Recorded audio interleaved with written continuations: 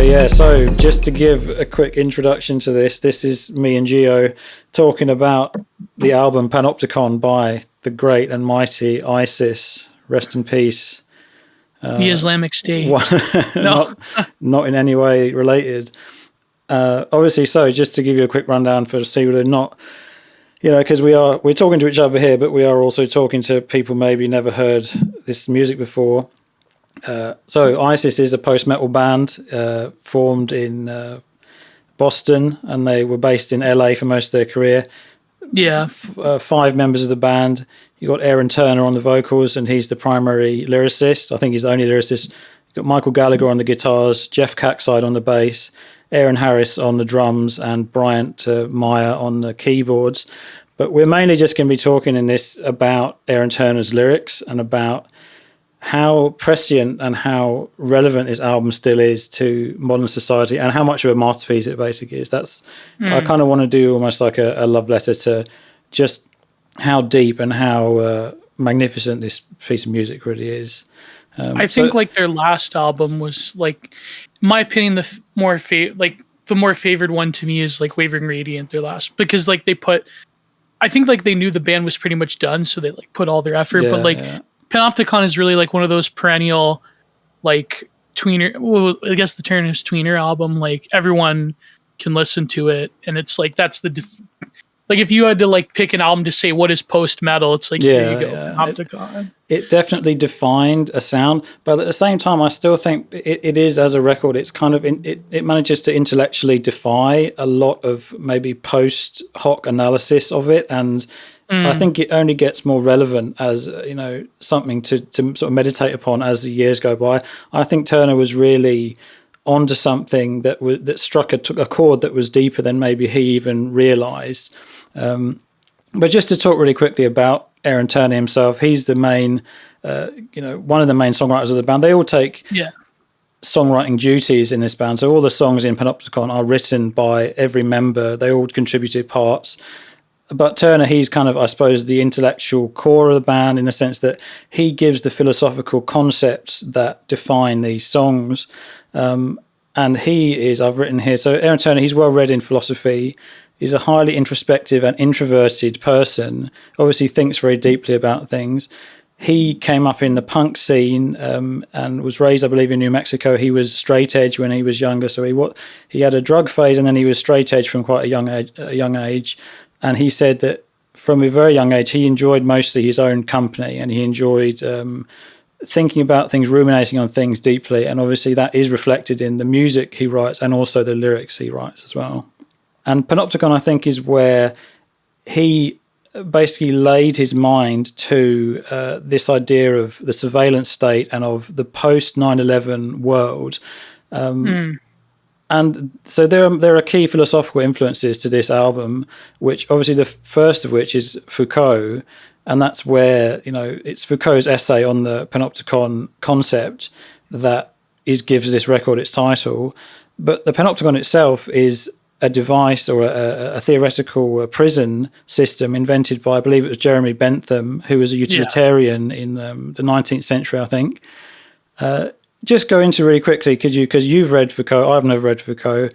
Foucault is one of the key touchstones of this album, and how Foucault interprets Bentham's idea in a modern context is key to understanding the lyrics and each song as we'll go through them. So it's very funny too, like, just before I go into that, like the way in which, and I guess like after them it became a trope in post-metal, the lyrics and the singing are almost like, because Aaron Turner has a very like distant way of growling, it's like it's the lyrics and the singing, like the vocals itself becomes like another instrument among the mix. I've got actually my own little note on here. So in terms of, if you want to talk really quickly about, actually before the philosophical part, we can talk really quickly about how Turner actually uses his vocals in relation to the songs. So Turner, you're right, he does use his vocals in a way where they're almost buried within the guitars. I wrote down here, they almost appear to come from within the guitars, like they're somehow located at the back. And this is in keeping with the themes of the album, where Turner is literally an obscure and distant voice. He's someone who's personally self-anonymizing, and he's putting himself in a deliberately out of the limelight position. And a lot of people found this quite strange when this album came out. They said, well, why can't we hear what he's singing? Why does it sound like, he's pushed himself farther into the background? But to me, it's just perfect for the way this album has this very oppressive and paranoid atmosphere where you can barely discern what he's saying, but there's a kind of there's a certain energy and a certain like rage, and there's a frustration to his vocals, but they're also very, very, they're almost like a force of nature. I've written here, he has almost like a bear-like growl or shout, in addition to the droning sort of singing voice he has as well. But it's like a distant, like it's a growl, it's a bear growl that you hear in the middle of the woods and like camping at nighttime. It's a primordial, it's a very primordial sound. It's not overly considered like a death metal. It's not gimmicky. It's not super gimmicky like a deathcore vocalist or something. It's something that comes from the gut. And as I've written here, it says he really uses it to crown the crescendos of the music, because this album is based around a sort of tension and release system, not really a very structured system, but it's based around almost tides where the music will pull you in to some kind of there'll be a lull and there'll be an ambient soundscape, because Turner himself described this album as very, very interested in exploring soundscapes and ambience. Like an ambient musician, like a Peter Namaluke or a Brian Eno. Brian Eno, exactly. And it's actually Mike Gallagher, the second guitarist, who is, to me, he's the one who contributes more of this very kind of paranoid ambient soundscapes parts. Although they both, when you see them play live, you see Turner and Gallagher, they both play the guitar. They kind of share the duties of the guitars. There's not really one lead player or one rhythm player necessarily. And like the context of 2002 in terms of metal was like, it was very interesting because like a lot of those like very classic albums in different genres came out. Like 2002, 2003 is when Gormageddon came out by Aborted, when Enemies of Reality came out because they had to push it because of 9/11 by Nevermore. When I think even that one Tool album came out, because like a lot of people, they compare ISIS to Tool, but I think which to me is a misplaced. Yeah, there are some things like the way that Mike's bass is like, he's using an Ernie ball, so he has that rattly. Like an Ernie ball is different because it's like you can change it to that rattly wall based like Justin Chancellor, but you can also make it tighter and more in line with traditional prog metal, prog rock, like. You're talking John about Mayung from Dream Theater. So it's Jeff Cackside who plays the bass. Jeff Cackside, yeah. And you're right that his bass is very much used in quite a similar textural way to the way Justin Chancellor. It's got that delay and that reverb texture. He's got flanger on the bass, he's got reverb, and the bass does play a certain role in accenting certain melodic lines. We'll talk about this maybe later on. But I don't want to I want to avoid the like. Yeah, we don't want to be overly descriptive of the musical content. Chunky riffs.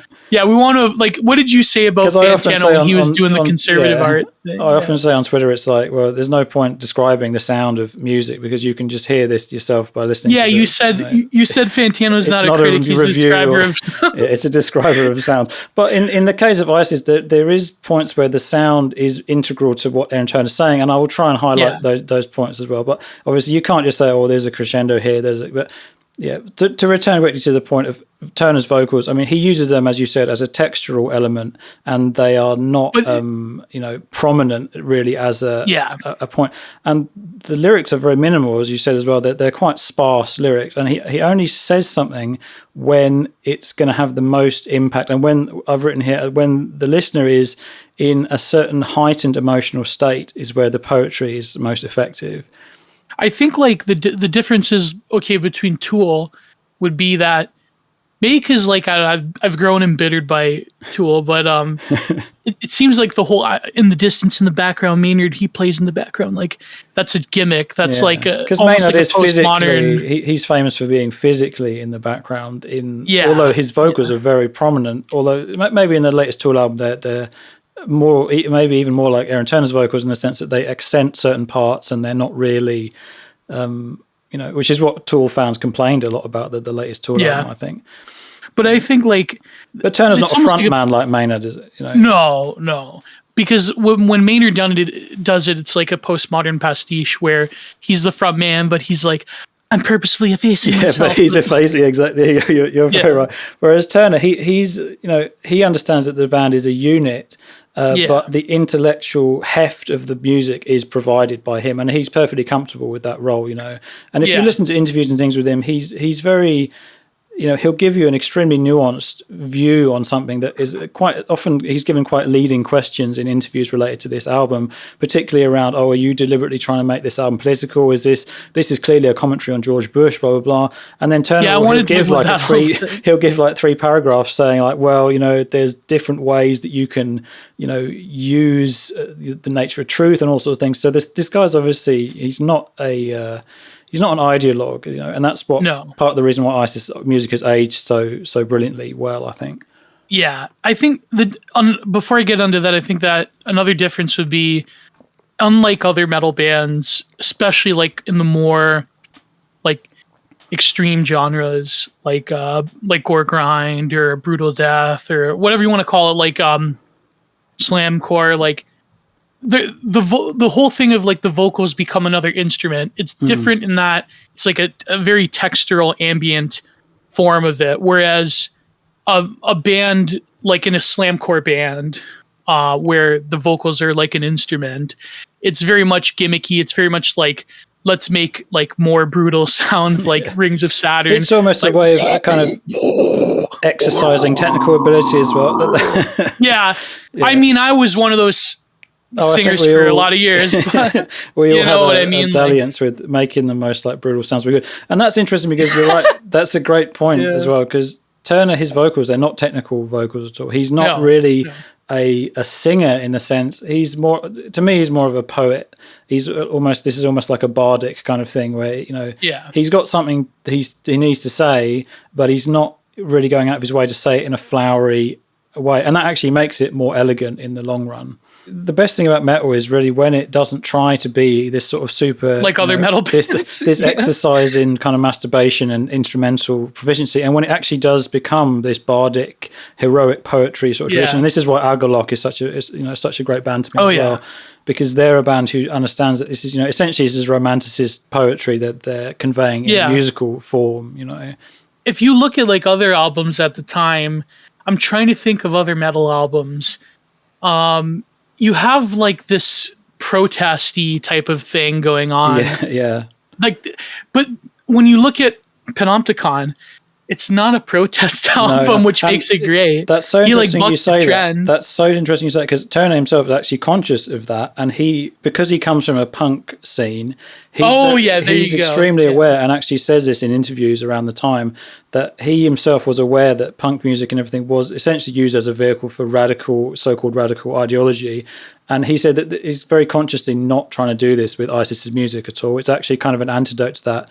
And it must have been, very refreshing for people who were, they thought that punk was just too damn stupid for, and I think American Idiot had even come out around this time. And Turner himself actually makes a reference to this in an interview saying, well, you can do something that's a very blunt instrument kind of thing, banging people over the head with this idea, American Empire, it's bad, but, kind of pop rebellion kind of way. But he says that's just not like what literal pop punk rebellion, literal pop punk. Yeah. But even the mainstream, you had around this time, music became like weaponized, like because by 2002 things were so soured, like nobody cared about the like playing in like Met Stadium, Lee Greenwald, God bless the USA. Like people had their crying. Well, there was a lot of cynicism. There was lots of cynicism, I think, arising in the But even like the Dixie Chicks or like Coldplay doing the monkey thing with Bush.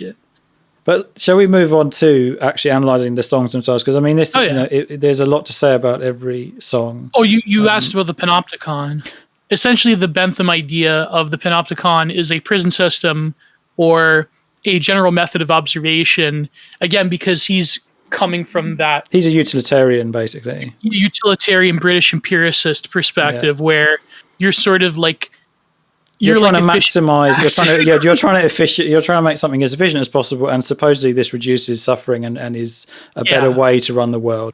So essentially, the Bentham Panopticon is a observatory system where all of the cells are around a spherical design with different tiers, but at the very top you have the guardhouse, which, because of the way it's positioned, you can't see the guard there. So the guard might not even be there. And but the cells are lit in a way where the light is pointing towards the prisoners.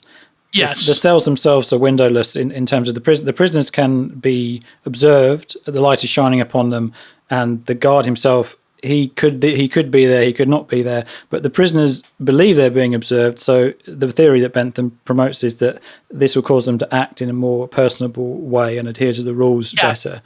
Because they think they're always being observed 24/7, because the guard has the ability to because he could be watching, exactly. And that means that in a utilitarian sense, you don't have to waste as much resources on having people actually watch these people. You just need to have the idea that maybe someone's watching them. Yeah. So then, and this was before like CCTV and all that. So, like the practicality of it is that it doesn't really work, because even in the age of like mass surveillance, even within prisons, there still is like prison riots, and people are like, selling tits. Yeah, of course, because this theory is fundamentally incorrect, obviously. And Foucault, I think he understood that this was incorrect in the utilitarian sense, but he extrapolated this out to extend to basically that the society itself, a society of surveillance and control, I believe he would call it, is itself, it's functioning as it's panopticized, it's a panopticon itself. Yes. So basically, like what Foucault observed, the correct observation of Bentham, because utilitarians, they were like notorious for coming up with these like schemes that didn't have like a lot of like practical application because of autism or whatever. He said that panopticism is the primary method of biopolitical control, because you are internalizing your own state of surveillance. You are internalizing your own servitude in a sense, because if there are the conditions in which not just you're being watched, but you're being sort of policed on a more fundamental level than just like the cameras are like where you live, like the cameras are everywhere. Right? He related this to the idea of the prison being extrapolated out to other schools and things, and because surveillance is a fundamental technique of biopower, because from observation it's not just regulating behavior in a Pavlovian sense, but it's also the regulation of time and of action itself.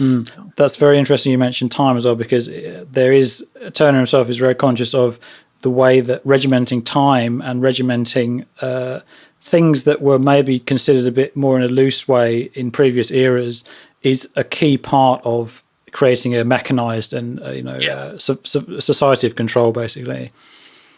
Yeah, so this is from Discipline and Punish, which is like, what some would call his magnum opus. I mean, it's the most like quotable normie tier book of Foucault. There's no power relation without the corrosive constitution of a field of knowledge, nor any knowledge that does not presuppose and constitute at the same time power relations. So traditionally power was what was seen, which was shown, and what was manifested. Disciplinary power, on the other hand, is exercised through its invisibility. At the same time, it imposes on those whom it subjects a principle of compulsory visibility. In discipline, it is the subjects who have to be seen. Their visibility assures the hold of power that it exercises over them. It is the fact of being constantly seen, of being able to always be seen, that maintains the disciplined individual in his subjugation. And the examination is the technique by which power, instead of emitting the signs of its potency, instead of opposing its mark on its subjects, holds them in a mechanism of objectification. In the space of domination, disciplinary power manifests its potency essentially by arranging objects. The examination... That's interesting as well. That relates to another lyric of Turner's as well. Examination is, as it were, the ceremony of this objectification. So this is a classic breakdown with Michel Foucault, in that old forms of power rely upon the symbols and rituals and visibility of what he called the power of the sovereign, which was before the 19th century, which was what I guess de Juvenal would call the ancient regime. So think of like the stereotypical medieval Teutonic knight. You see the lawgiver, you see that authority that's dragging you to London Tower to put. And so power is essentially power is naked, essentially. Exactly, power is visible, naked. It's what I want to take a shower after saying this, but it's essentially what NRX would call a formalism of Right. the Moldbugian variety. So, but what modern biopower does is that now the subjects themselves, they become the site from, because again, like Foucault and then later on, like Deleuze and Guattari, they would take this literally, like, because Foucault would talk about sites and topographies. He has a term called heterotopias. So prisons are kind of like heterotopias in that different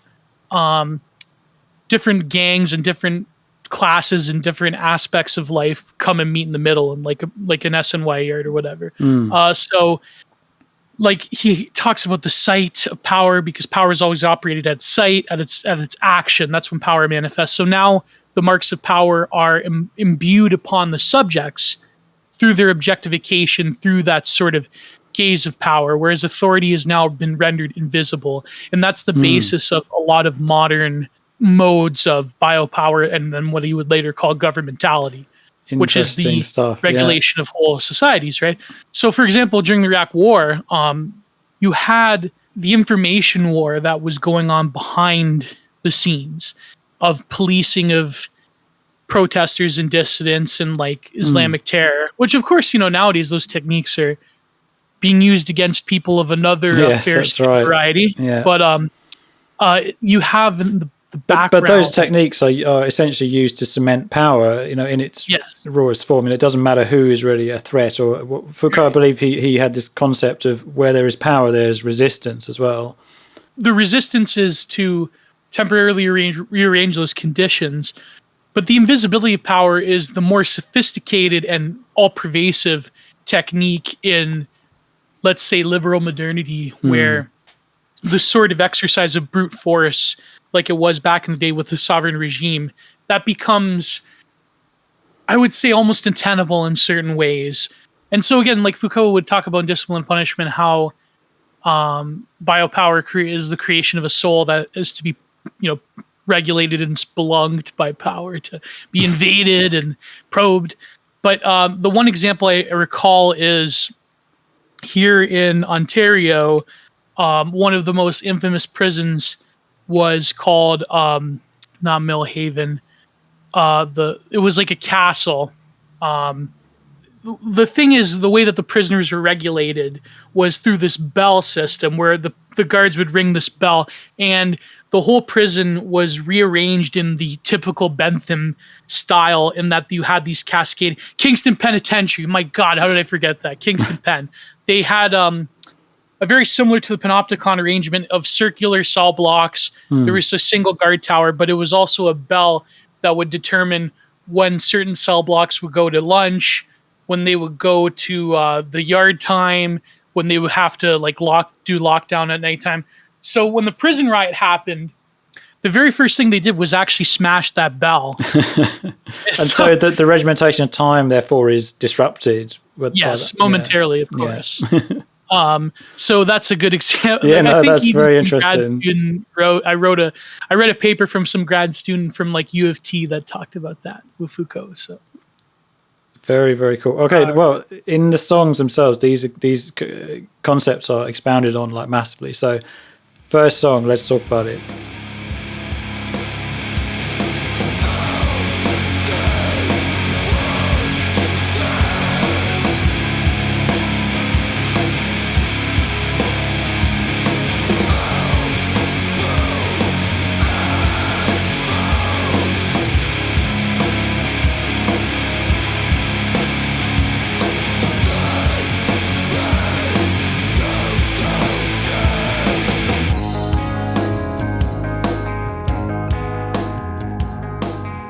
So did we. Yeah. So, I mean, obviously opens with a very, it's a big opening. It's quite a violent, the most metal song opening. Out of all of them. I'd say so, yeah, definitely. It's definitely, it's probably the most outwardly kind of aggressive, although lyrically it's a bit more idyllic than the other songs, I think. So, first line here, we've got 5 seconds into the song, our skin worn thin, our bones exposed.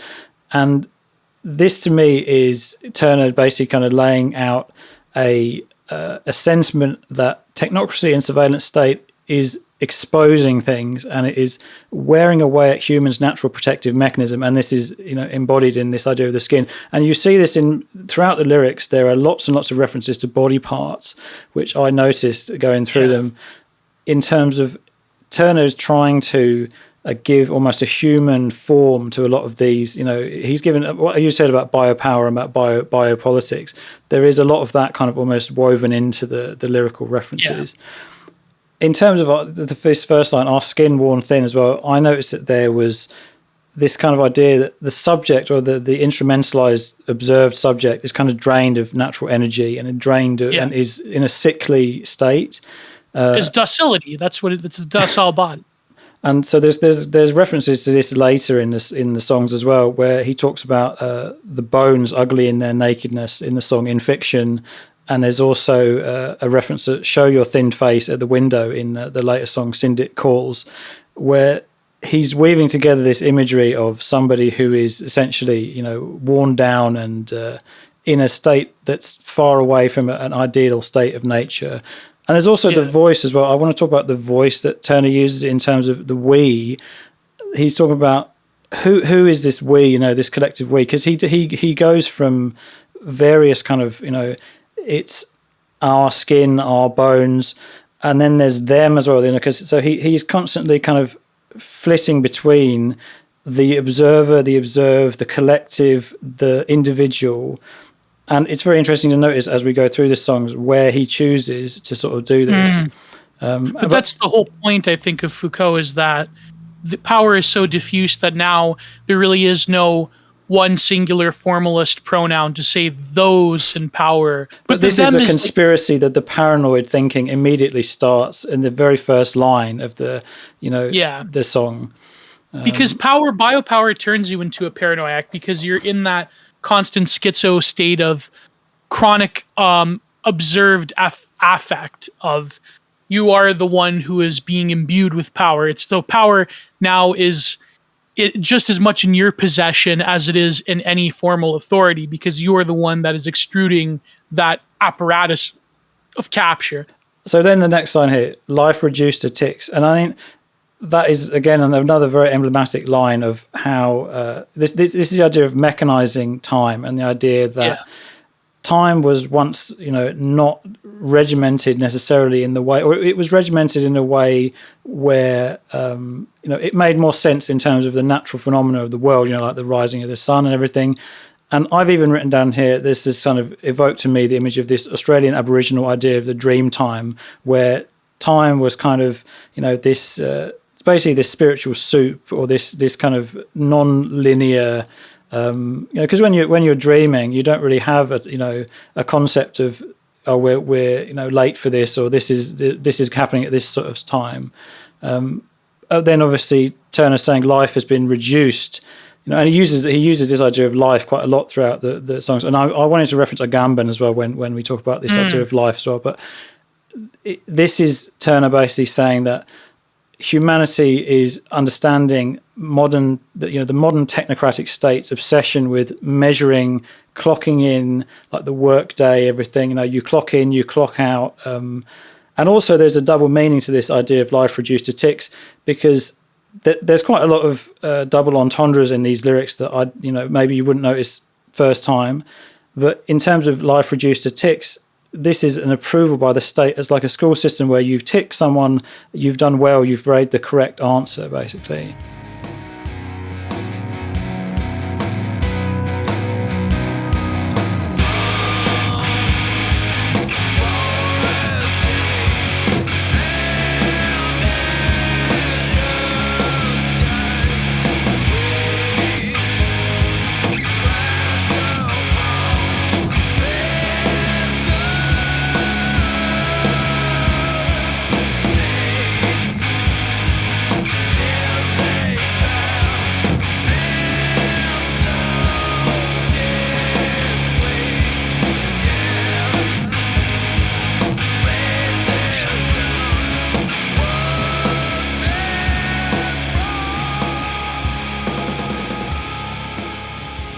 obviously then we move into this section where Turner's singing, or he's kind of like crooning almost, and then they become more ethereal at the second stanza of lyrics. They become from Forest Caves and Azure Skies, and this to me is like Turner evoking like a state of nature, like an ideal state of almost like a primordial state of man. He came only out animal masturbates in captivity. That's right. So he's contrasting this deliberately here, saying from this is from a state where we used to be. He's evoking this visual. This is a visual evocation of a certain thing, and he does this quite a lot. He does use colors, and he uses natural phenomena to because the music of Isis, well, a lot of people say it's very evocative of oceans and evocative of waves and tides kind of going in, and there is kind of this sort of push and pull to it. And the azure color as well, I said here that this azure color he references in Azure Skies is actually used on the album cover itself. This is a very rich blue color. I was going to say about the album cover and the artwork within the album. But first thing, I think the sort of mythic time or the dream time, it's almost as if as time becomes more regimented and the artifice of regimentation and the social construction of certain modes of time, it almost atrophies certain latent, I would say, mythical and spiritual and mythopoetic tendencies in our brains. Someone like Giorgiani would probably say this is our telepathy has become like stunted or whatever. Yeah, like for example, we used to have the second sleep back in the where people would get up like around 2. Polyphasic sleep. Yeah, and people would like walk around. You'd see your neighbors. People go for a walk. People would write something, and then they would go back to sleep. But nowadays, because of artificial light, it's like and there's a one great solid block. And Turner develops this idea like incredibly later on as well. So we'll definitely return to that idea. Yeah, but when it comes to what we were talking about, like time, but also the album cover. I love how I'm believing this is like Northern California, right? Like this is like the album cover is a sort of an aerial isometric photograph of some kind of industrial site, almost probably in Northern California somewhere around LA. I believe it's like the sticks of California. Yeah.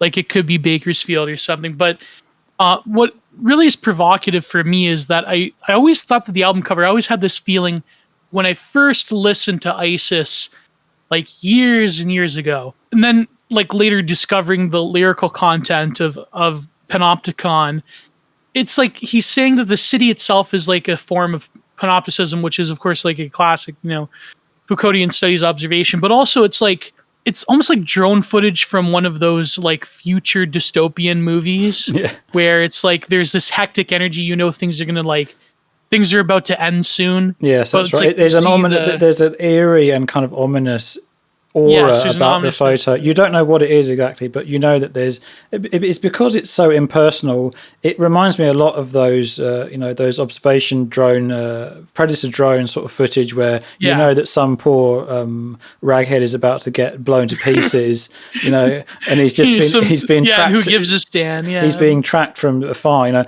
I mean, the blue on the album, the blue is definitely a kind of a calming. Because they would use blue in sort of, it's known as a color that induces placidity and calmness in office workers and stuff. The actual azure color itself comes from lapis lazuli, which was a very valued and very ancient pigment as well. So when Turner's evoking this idea of azure skies, this is basically saying, well, the earth is kind of one thing, but we're moving in a way where we're creating our own sort of techno enclave that is really nothing to do with the natural processes of this world. The sky is pure and within itself, but down below in the city, things are like hectic, hell world, piss earth, a surveillance state.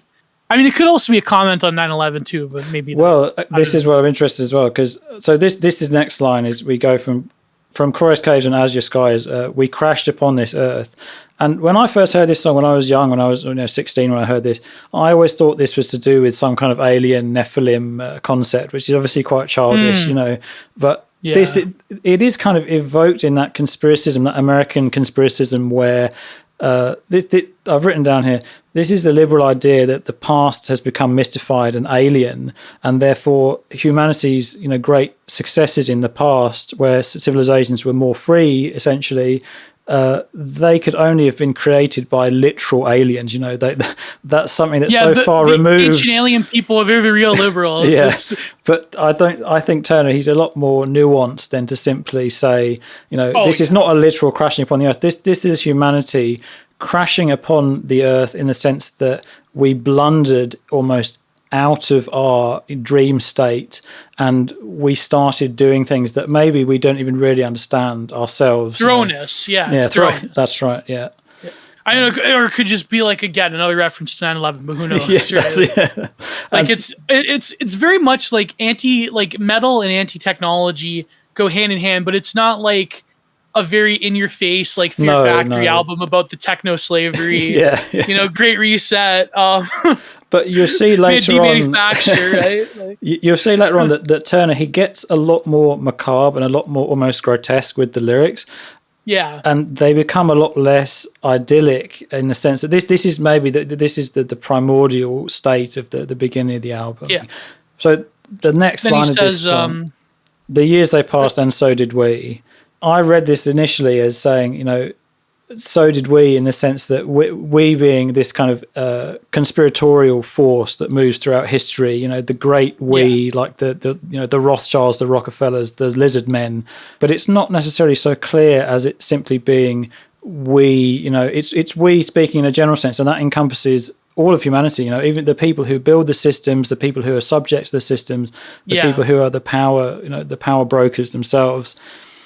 I wrote an essay years ago about Foucault and conspiracy theories and how they're incompatible, even though they share some base similarities, but they're incompatible in the sense that Foucault he doesn't have like a conspiratoid mindset about this, because the site of power has been so fundamentally diffused that there is no like grand, like there's the Rothschild, Rockefeller, Zio shills at the top. Like, so Foucault, he would reject this idea that these people have names and addresses, as certain Fed posts. Yeah, he would reject the like 500 names. Yeah, which I guess which a lot of people on the political right like despise Foucault, apart from like the like queer theory stuff. Like, but I mean, I agree with this one. I think that you could take out, not to attract the eye of sound. Not the Fed post. You could sort out Mr. Soros. You could sort out all these people. Bill Gates would have, and somebody would immediately spring into that position, into that void, and they'd be doing exactly the same things. They'd probably take up that mantle with even more vigor and gusto. So to sum up this, so the years they passed and so did we, yet resistance would be brought. That's the last line of the song there. So obviously Turner, he's making this direct reference to Foucault's idea that as power increases, so does resistance to power. Is that am I reading that correctly? Well, power, resistance is a byproduct of power, but resistance is also fundamental to the workings of power, because resistance is key from which power tests itself. Yes, and sort of absorbs resistances. Yes, yeah. So it's almost Hegelian. Like, I mean, Foucault is like one of the most anti-Hegelian thinkers you could think of, right? But like, it's almost like dialectical in the sense of like, power is there, resistance is that sort of antithesis. The synthesis is power reabsorbing. Yeah, no, absolutely. And Turner does references directly later on in certain other songs. So that's fantastic. Yeah.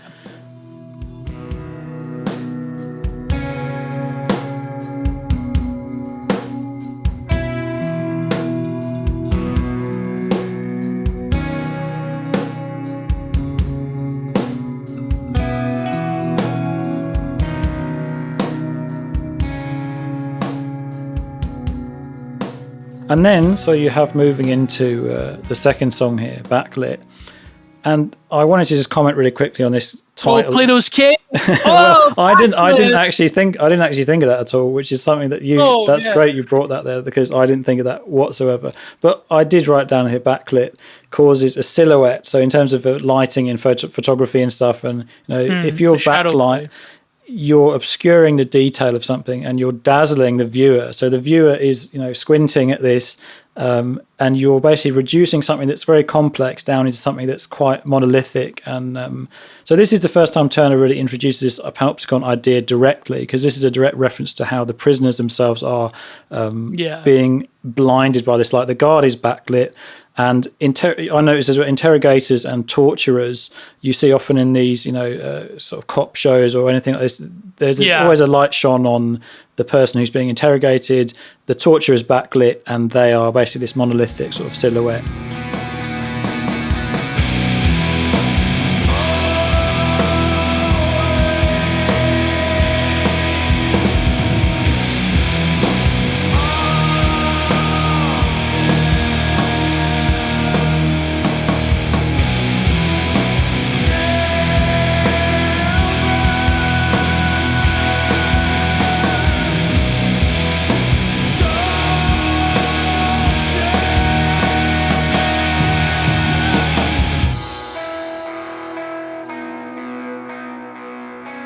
The very first line of this song, at 1 minute 37, you've got the line, always object, never subject.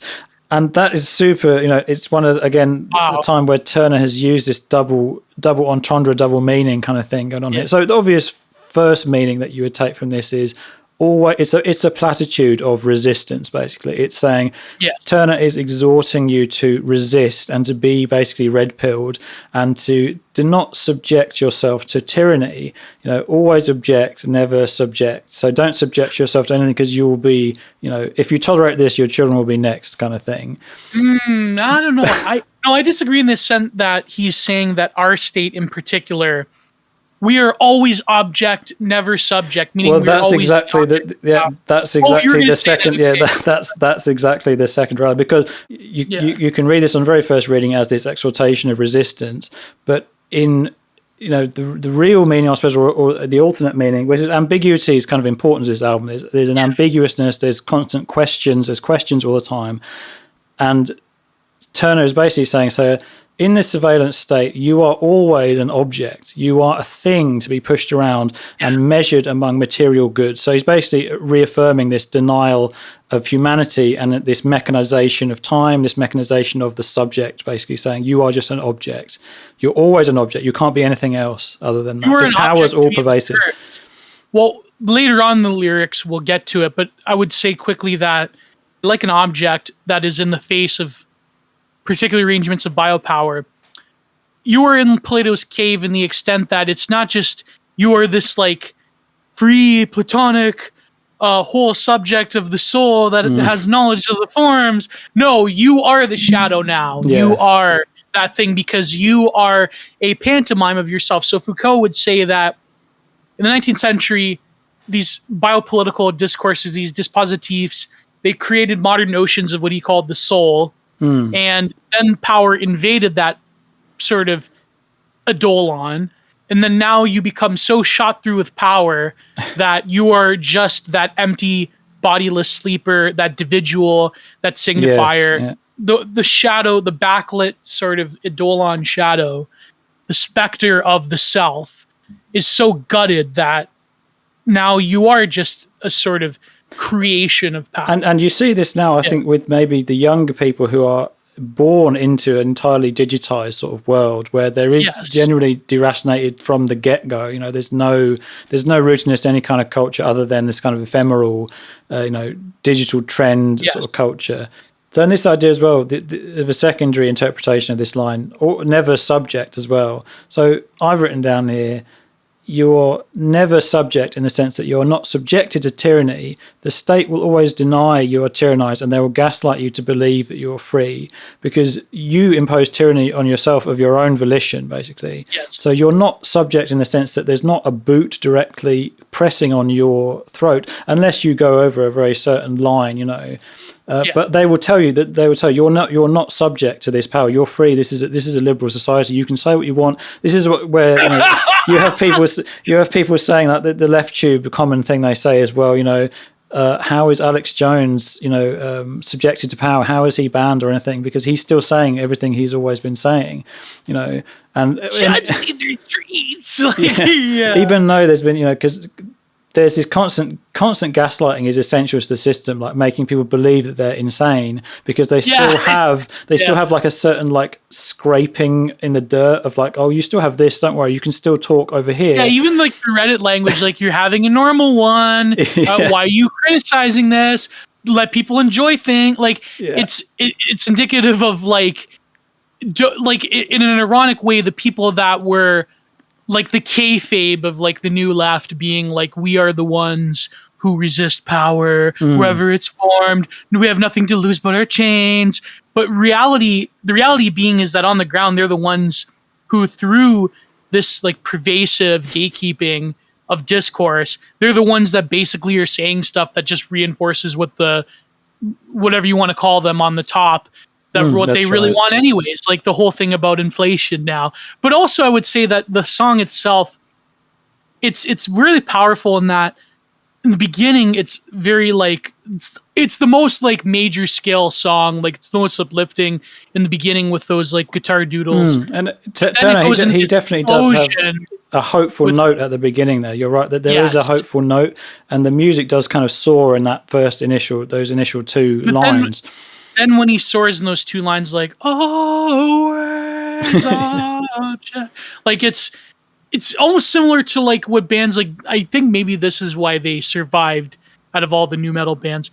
It's like similar to what Deftones would do with a wall of sound that isn't like traditionally like heavy, like it isn't traditionally what we consider like death metal or other forms of metal where that wall of sound is very like brutal and very like chunky, and it's more of like the wall of sound that you would find among lounge or ambient acts, but with like the basically like using that combination of overdrive, I believe like Bose overdrive and like other that's right. Well, there's tremendous distortion on the guitars, but there's still a lot of clarity in a lot of the riffs themselves. They're not like so. The only band I could compare it to around the similar time, the one album by Gorguts. Oh, Obscura was that? Obscura, yes. By Gorguts. Like that was I think in the similar way the guitars were distorted, but they were very like spacey and post metal. I think like first of all, before we go further, like could you give people a definition of what post metal is? Like because people are like, what the hell is that? I suppose when you talk about post metal, you've got to give people a definition of what post rock is, because post metal is basically just the ideas of post rock applied to metal. Yeah. But in terms of post rock, I mean, Talk Talk was the band that pioneered post rock with the album. I suppose you could say Spirit of Eden, and then Laughing Stock was the album that really pioneered post rock and became a sound. And then you had bands like Bark Psychosis and stuff in the 90s doing similar things to Talk Talk. What they were doing. And then later on, you had this wave of what they would call post. The real post rock sort of gets a bit cheesy. Maybe you got obviously Godspeed You Black Emperor, early stuff in the 90s. And then the ideas of post-rock, where it's basically like, well, we're going to do away with these traditional song structures. We're not going to have verse-chorus structures. There's a lots of sort of crescendoing. People have called this, disparagingly, you've heard this called like crescendo core. You often think of bands like Explosions in the Sky and stuff, where they, there's a big emotional build-up. And this has been used, it's quite interesting to talk about maybe like a in the future. Hans Zimmer soundtrack, but it's been used to kind of be quite emotionally manipulative and create like a false sense of like, almost like a saccharine sense of emotion, whereas Talk Talk were never about that at all. Talk Talk was very much about exploring kind of very intimate personal spaces. Talk Talk is Christian music, but even like shoegaze before in the 90s had like went from like My Bloody Valentine to what was that one band? Well, you got the Wall of Sound album. You got the Wall of Sound sort of thing with My Bloody Valentine. Obviously, the Wall of Sound itself, that's a whole other thing that was developed by, Spectre, wasn't it? Phil Spectre or something. Some other, in the 60s or whatever. But the Wall of Sound as an idea where you've got very dense instrumentation where every frequency is basically taken up. That is something that shoegaze became very popular in shoegaze because it induces a very powerful emotional state in people. And this is something that ISIS and metal bands, they realized they could kind of take on board. Especially black metal bands. Black metal Trill, bands, yeah. Like even, and a lot of them later on became like ambient electronica bands like Oliver, right? Like that's American. Oliver's another one we can talk about at some point, because Oliver's like as deep as this almost. The lyrics, there's certain lyrics of Oliver are as deep as this. But in terms of post-rock, just really quick again, post-metal basically is a metal, is the framework of post-rock. You've got long winding song structures, you've got non-traditional kind of lyrical themes. Often there's a focus on, kind of exotic, interesting instrumentation. But not in the sense of interesting instrumentation in traditional metal bands where it's all solo. How can I be more technical? It's not about technicality. It's riffs? Actually quite anti-technical, I suppose, in terms of there isn't really virtuoso guitar stuff going on in most post-rock bands. There's techniques, you see techniques like tremolo picking used quite a lot to create, it's to conjure an atmosphere and to conjure a soundscape. And if you want to go back to ISIS's earlier albums, they were certainly a lot more influenced by hardcore, and they were influenced by, things like even Neurosis. Neurosis, they came out quite before ISIS. It's very interesting, like that was an influence on them, because like because then like later hardcore became like, on one end, like you had sophisticated type of like hipster, like or proto-hipster, like college kid bands like Propaganda. Then you had like total like chud metal, I guess chud bands like Biohazard. Yeah. ISIS and Aaron Turner in general, I think they're all very introspective guys. I think that they're not really guys who were into that kind of whole idea of raw aggression. They understood that it was controlled aggression was a lot more powerful than simply, ripping someone's throat out for 30 minutes, just because it becomes quite exhausting, But to return really quickly to this song, because we're only on the second song at the moment. Wow. Yeah, because there's too much to talk about in it.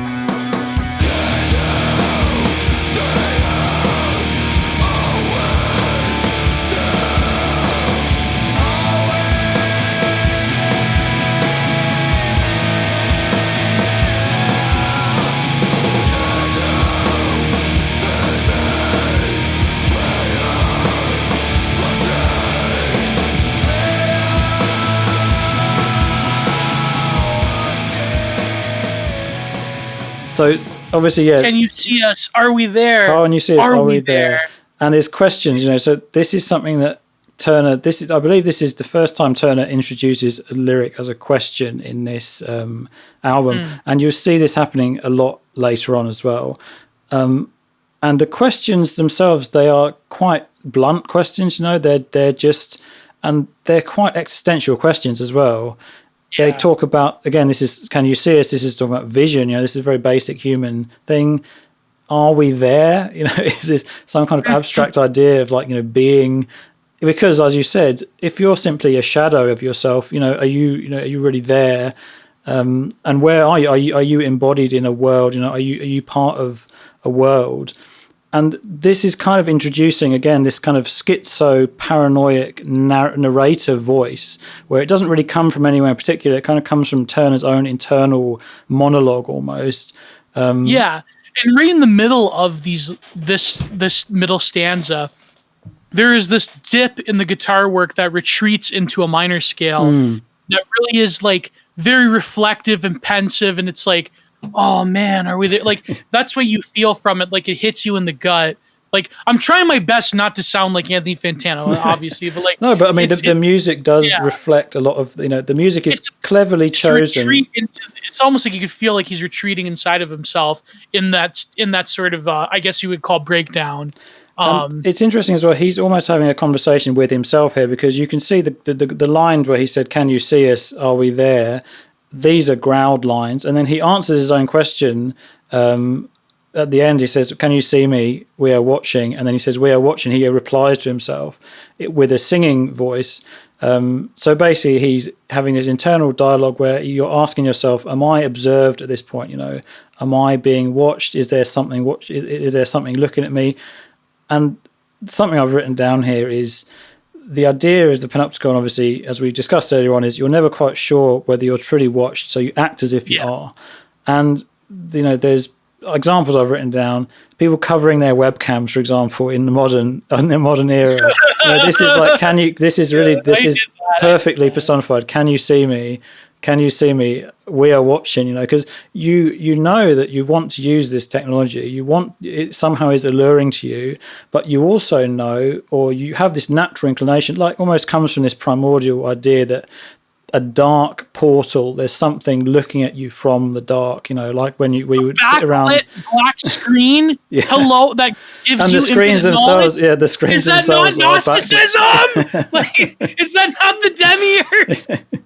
Sorry, I've been following a lot of no, that like Outlaw Prime and Helios Logos threads on Twitter. It's like these are, it's funny because you mentioned that, because I remember like in undergrad, even this was years ago, and in my class, in my seminar, in one of those lecture halls, I look over beneath me there, and like the most basic, like white girl, Uggs, Starbucks in the autumn, sort of like, you know, bottle blonde hair, and she had a sticky note taped on her webcam. Yeah. And I'm like, damn, like that's how like pervasive that thinking, not to say that it's not warranted, but like it's really funny seeing like concepts that are created on like image boards, or like in Alex Jones is like, but I mean, you know, I when think he had it comes radio. it comes from a natural, it comes from a natural paranoia that is kind of suffuses the whole society. Yeah, but the most normie of normie even feels it. My mother and my sister, for example, they always would mention, "Oh, Facebook is listening to me." You know, there's the whole idea that you've mentioned something in conversation, and then it comes up, or you're advertised. Ad it basically. comes up. And like this is the data collection. You know, the idea of data collection, and I've written down here as well. The tech companies not only watching, but they're also listening, and they're collecting data always. You know, this is you're watched in your habits. Basically, you don't have to be physically watched, as in your physical location. You're watched in what you do, and that is used to structure the system. But that is used to, you know, make decisions at a very high level. They're very personal to you at this point, because, as you said, we are this very hyper-atomized subject at this point.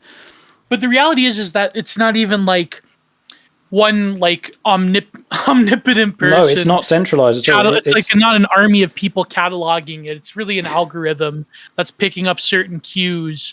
Like that one famous, like infamous viral tweet where it's like a screen cap of like, I think someone on Instagram saying like, I had sex with my boyfriend, he came inside me, and I was like verbalizing it. And then the next day I had ads on my computer for like birth control. Yeah, that's right. Yeah. So it's like, and even if that is a somewhat facetious tweet, you know, the sentiment expressed is exactly the you know, the sentiment. And the other thing as well about this line, you know, we are watching, is everybody's filming everybody else these days, you know, and we are watching people film themselves. You know, this is what, you know, I always say this about internet pornography as well. People who want to ban internet pornography and stuff like that, you're not going to ban someone who's, you know, two people who want to film themselves having sex in a room, because every single person is watching. They want to be watched. We are watching is an exciting idea at this point. Everyone's watching everything. You're watching the television, you're watching YouTube, you're watching some motherfucker, you're watching people die, you're watching people die at a Travis Scott concert and stuff like that. You know, and it's a spectacle. It's a huge spectacle. Oh God. Yeah. By the way, it literally is demonic in my opinion. I don't care what any irony leftist says. Well, this idea of watching and these pervasive eyes, this is, again, and Turner actually, he almost explicitly expresses this later on as the lyrics get more dark and more disturbing. He actually does express this is quite a demonic sentiment. So yeah, and it's like what that one cam girl said about OnlyFans and requests, saying that it was like my whole body becomes this, like, my body isn't my own anymore. It's like this looked upon. Yes, it's a looked upon. Yeah, you are the gaze, essentially. You are the eyes. Yeah. Every single hole, every single feature is critiqued. Every single fetish is expressed for money. Every single aspect of this person on the external level has been probed and surveilled. And some guy will fetishize her elbow or something. Yeah, that's right. Like, no, really. Yeah, absolutely. Yeah, right. Everything.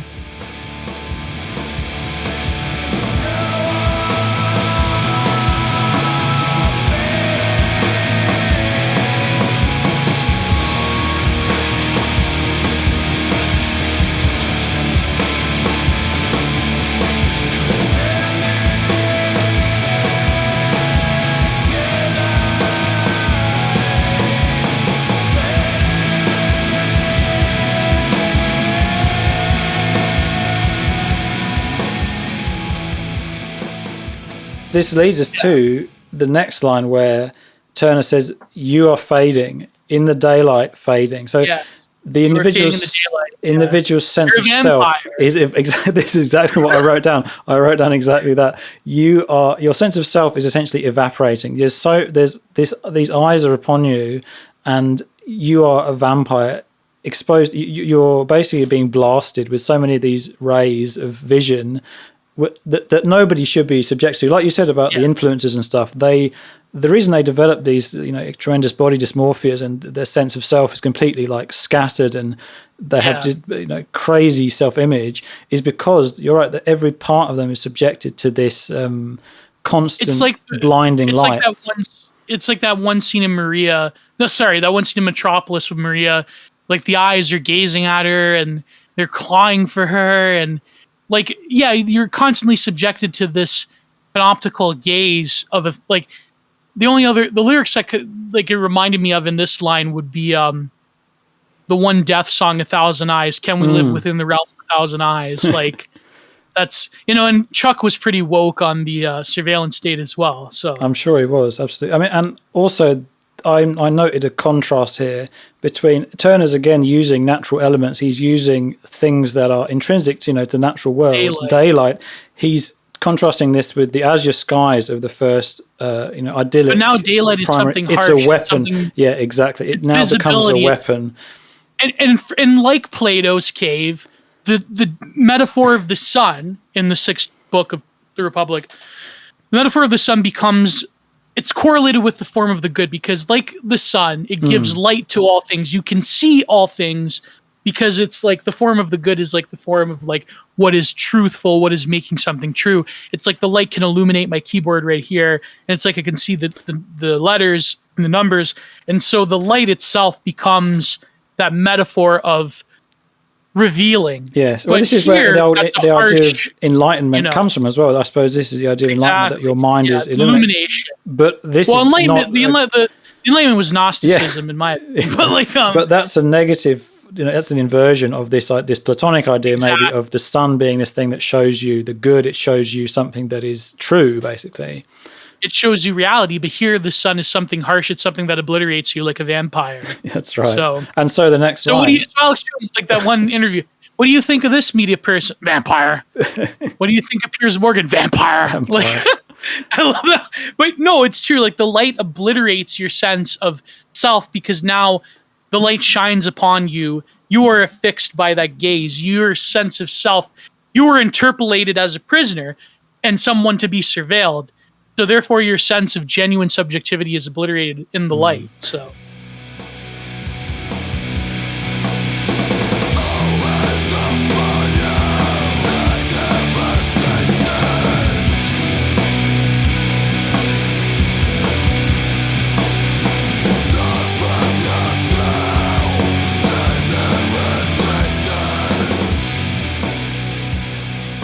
And this leads us perfectly onto these next 4 lines, which are some of the most powerful lines in the album, explosive. I think.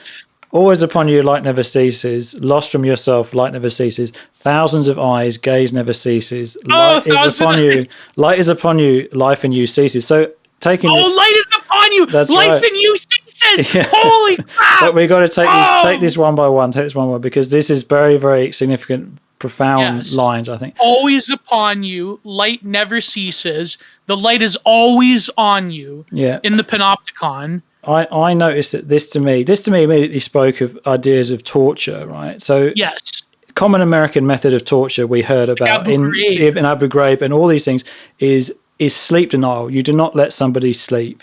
This is the raping of the individual's most basic biological function. Is you need to sleep to live, and if there's a light upon you. You'll die, exactly, and you'll go insane before you die, and you'll be basically a pliable, because you'll do anything to get that sleep. Sleep deprivation is always a classic, like mind controller, like deprogramming technique. And the interesting thing about it is it's non-violent, it's non-invasive. Yeah, it doesn't leave a mark on you, but it is one of the worst things you can do to another person. It's truly evil. If you chose like whipping, or like having your back scarred, like that is like far more preferable than living like without sleep. Absolutely, yeah. So this to me, this idea of light never ceasing it's a perversion of the naturally occurring cycle of day and night, basically. So you're disrupting something that's natural again, this primordial state that Turner referenced in the first song. You've got, nowadays you see like light pollution, for example. There's like street lights on all the time. I'm looking outside, there's street lights on all the time. Doesn't cease. Yeah. It is, and I can't turn that off if I wanted to, because that's illegal. Circadian rhythm, is being disrupted. There's blue light. Even like a city as a whole entity, when you think about it, as a singular organism, a city never sleeps. Therefore, there's a significant portion of those people, those like souls within a city, that don't sleep. And Turner here again, he uses the singular you here. He's talking about an atomized you. This is you personally. I'm talking about. It's almost like he's pointing a finger directly at the listener at this point. Then so the next line, lost from yourself, light never ceases. He's using that repetitious kind of, again, it's like a mantra. It's almost like I almost thought it was like a cult mantra exhortation where you have that never ceases at the end of every line. It's almost like church, when you go, because it gets people into a hypnotic state. Again, the idea, the individual's sense of self is being blasted away. So you're lost from yourself. As you mentioned earlier, this idea that you have a platonic self, you have a natural state, or you have a state of, maybe what UG Krishnamurti called the natural state, where your body is just essentially working of its own rhythms. It's working of its own. This body doesn't care about anything that you've built, doesn't care about your spiritual shit you're selling in the marketplace. But it's very much like modern day, like soul bra, raw nationalist, you have to listen to the needs of your body, because your body has its own mind in a way. But even that sort of philosophy, I think, is still based around a reaction to something that's been unnaturally imposed on the subject. So modern yeast bugman propagation existence. Which is a sense, that's the point of biopower, is the regulation of life itself, not the ceasing of life. It's the regulation. No, it's the regulation of life, and even natural processes. We'll get to later on in the song, but not in the song, in the album. Yeah. And I had this another kind of image conjured in my head here when he says "lost from yourself." It reminded me of this idea, these MK Ultra experiments, where the CIA, they would try to create sort of a Manchurian candidate. They'd wipe people's brains, because they believed in the 60s that you could essentially, or in the 50s, they believed that you could essentially use drugs and all sorts of inhumane torture techniques basically to reset somebody's sense of self. And it was a plastic sort of malleable thing. And it obviously didn't go so well. But in the modern era, you see the subject sort of willingly losing themselves, willingly being lost from yourself. In the sense of that, people create these fantastical personas on social media. They pretend to be this gender, this day, all that sort of rubbish. Self-imposed dissociative identity disorder, basically. Yeah. So another thing that reminds me of this exposition of Foucault when it comes to time and sort of temporality being fundamental to the stasis of life and biopower. It reminds me of the book The Scent of Time by Byung Hul-Chan, who wrote Psychopolitics. He has this quote here. He says, "A further contemporary problem with respect to dying is the radical individualization or atomization of life, which intensifies its finite character. Life loses more and more of the breath that would give it duration. It contains little of the world. This atomization of life renders it radically mortal. So there's no longer signification to each moment. And above all, this particular mortality, which causes a general restlessness and urgency, this nervousness may appear to indicate a general acceleration, but in reality, what we see is not a real acceleration of life. Rather, all this happens is that life has become more rushed, less precipitous, and more directionless. Because of its dissipation, time no longer exerts an ordering force. Thus, formative or decisive caesures are absent from life. The time of life is no longer structured by sections, completions, thresholds, transitions. Instead, there is a rush from one present to the next, and aging without growing old. Finally, one perishes in non-time. This is what today makes dying more difficult than ever." So Jesus he's saying, Christ. in the chapter, it's called Non-Time, where he talks about how, I know, it's so powerful, where he talks powerful about stuff. yeah, he talks about how like because life no longer has those natural rhythms or signposts or modes of development and rituals of passage, rites of passage. Now we have a series of moments. We never grow up. Like the boomers are the perfect example of that. They don't have any rituals. They never grow up. They just die. And they like just die abruptly. Like that's what he's saying. Like you don't have and you any get steadily less. I suppose you don't have that spiritual. You know, where a man becomes older, he's supposed to become more spiritually attuned or whatever. He's more sensitive. Because he's achieved different goals in life, and he's gone through different rites of passage that structured and gave order to one's existence. But now and you accumulate wisdom, you know. But nowadays, boomers, you know, I don't think that they could say that they've really accumulated wisdom. They've done things, they've experienced things, but it's not really necessarily accumulating wisdom. Yeah, because in biopower, I think is directly the cause of this in the sense that the sort of scientific, expert, managerial way of living in the modern, like liberal, quote unquote, liberal West, that is like. It only breeds stagnation because as soon as liberalism has conquered all of its enemies, then it only turns into itself, and now it subjects its own people to its various machinations of power that are designed to just put life within this like obelisk type glass enclosure till we naturally expire, which we're trying to trying to prevent that anyway. Yeah, that's right. And this idea Christopher Lasch was very against this whole like prolonging of life for the sake of life itself. And Byung Hul-Chan is very influenced by Christopher Lasch. So I think that's why like the like post-leftoid like Red Scare people, they read like psychopolitics after they read the what's the culture of narcissism or whatever. Culture of narcissism, yeah.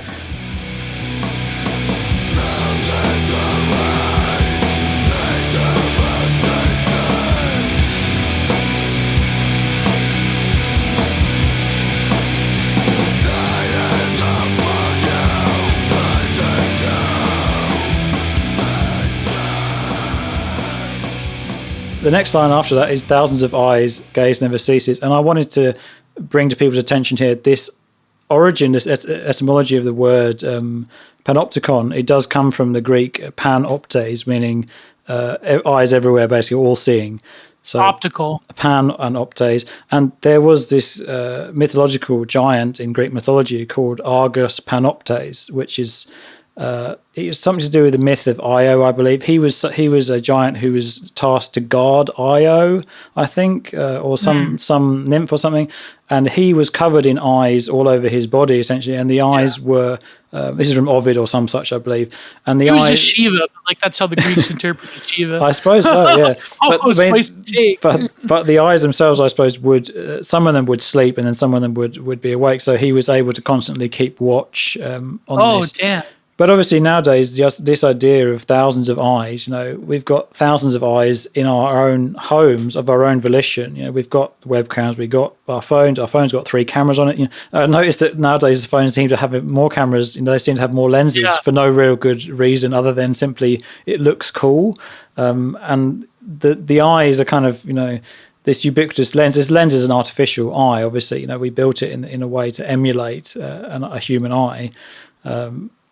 And the gaze, you know, the gaze that never ceases. Again, we mentioned this, that we are obsessed with the idea of a spectacle. And I think maybe Aaron Turner, he would have understood this in terms of people talking about the Iraq War and stuff in those days. Even, you know, this idea of like, well, this child got burned horribly in phosphorus and has horrible, you know, amputations, but it's still this kind of spectacle that we can't look away from. We're kind of obsessed with looking at. It is like that is the voyeuristic gaze of like, we love a spectacle. We love to vicariously I watch the whole that's world. Right. That's a good cross reference actually to that Tool song. Although that song kind of expresses this sentiment maybe in a lot more of a crude and kind of very much bra sort of way. And the last line here, light is like upon you. Joe Rogan, like fake woke Joe Rogan. Very like mind blown. Mind equals blown. The DMT just kicked in. I just realized that, you know, I'm being watched by everybody. Yeah. And the final line of the song, obviously, where Turner brings it all to like a big crashing conclusion. Light is upon you, life in you ceases.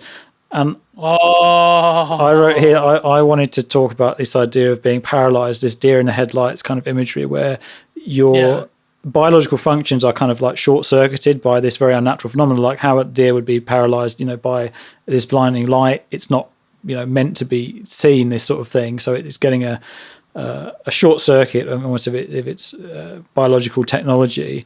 And I also wanted you to bring up this idea of bare life by Agamben as well, because I don't really necessarily, I know the rough outline of this, but I mean, there's the implication that the subject is still alive, even though their life, in terms of their idea of a platonic idea of like a noble life, is ceased. So bare life is this idea that something that you're reduced to when the state has kind of deemed you not worthy of this idea of real life by involving yourself in government, involving yourself in society, basically.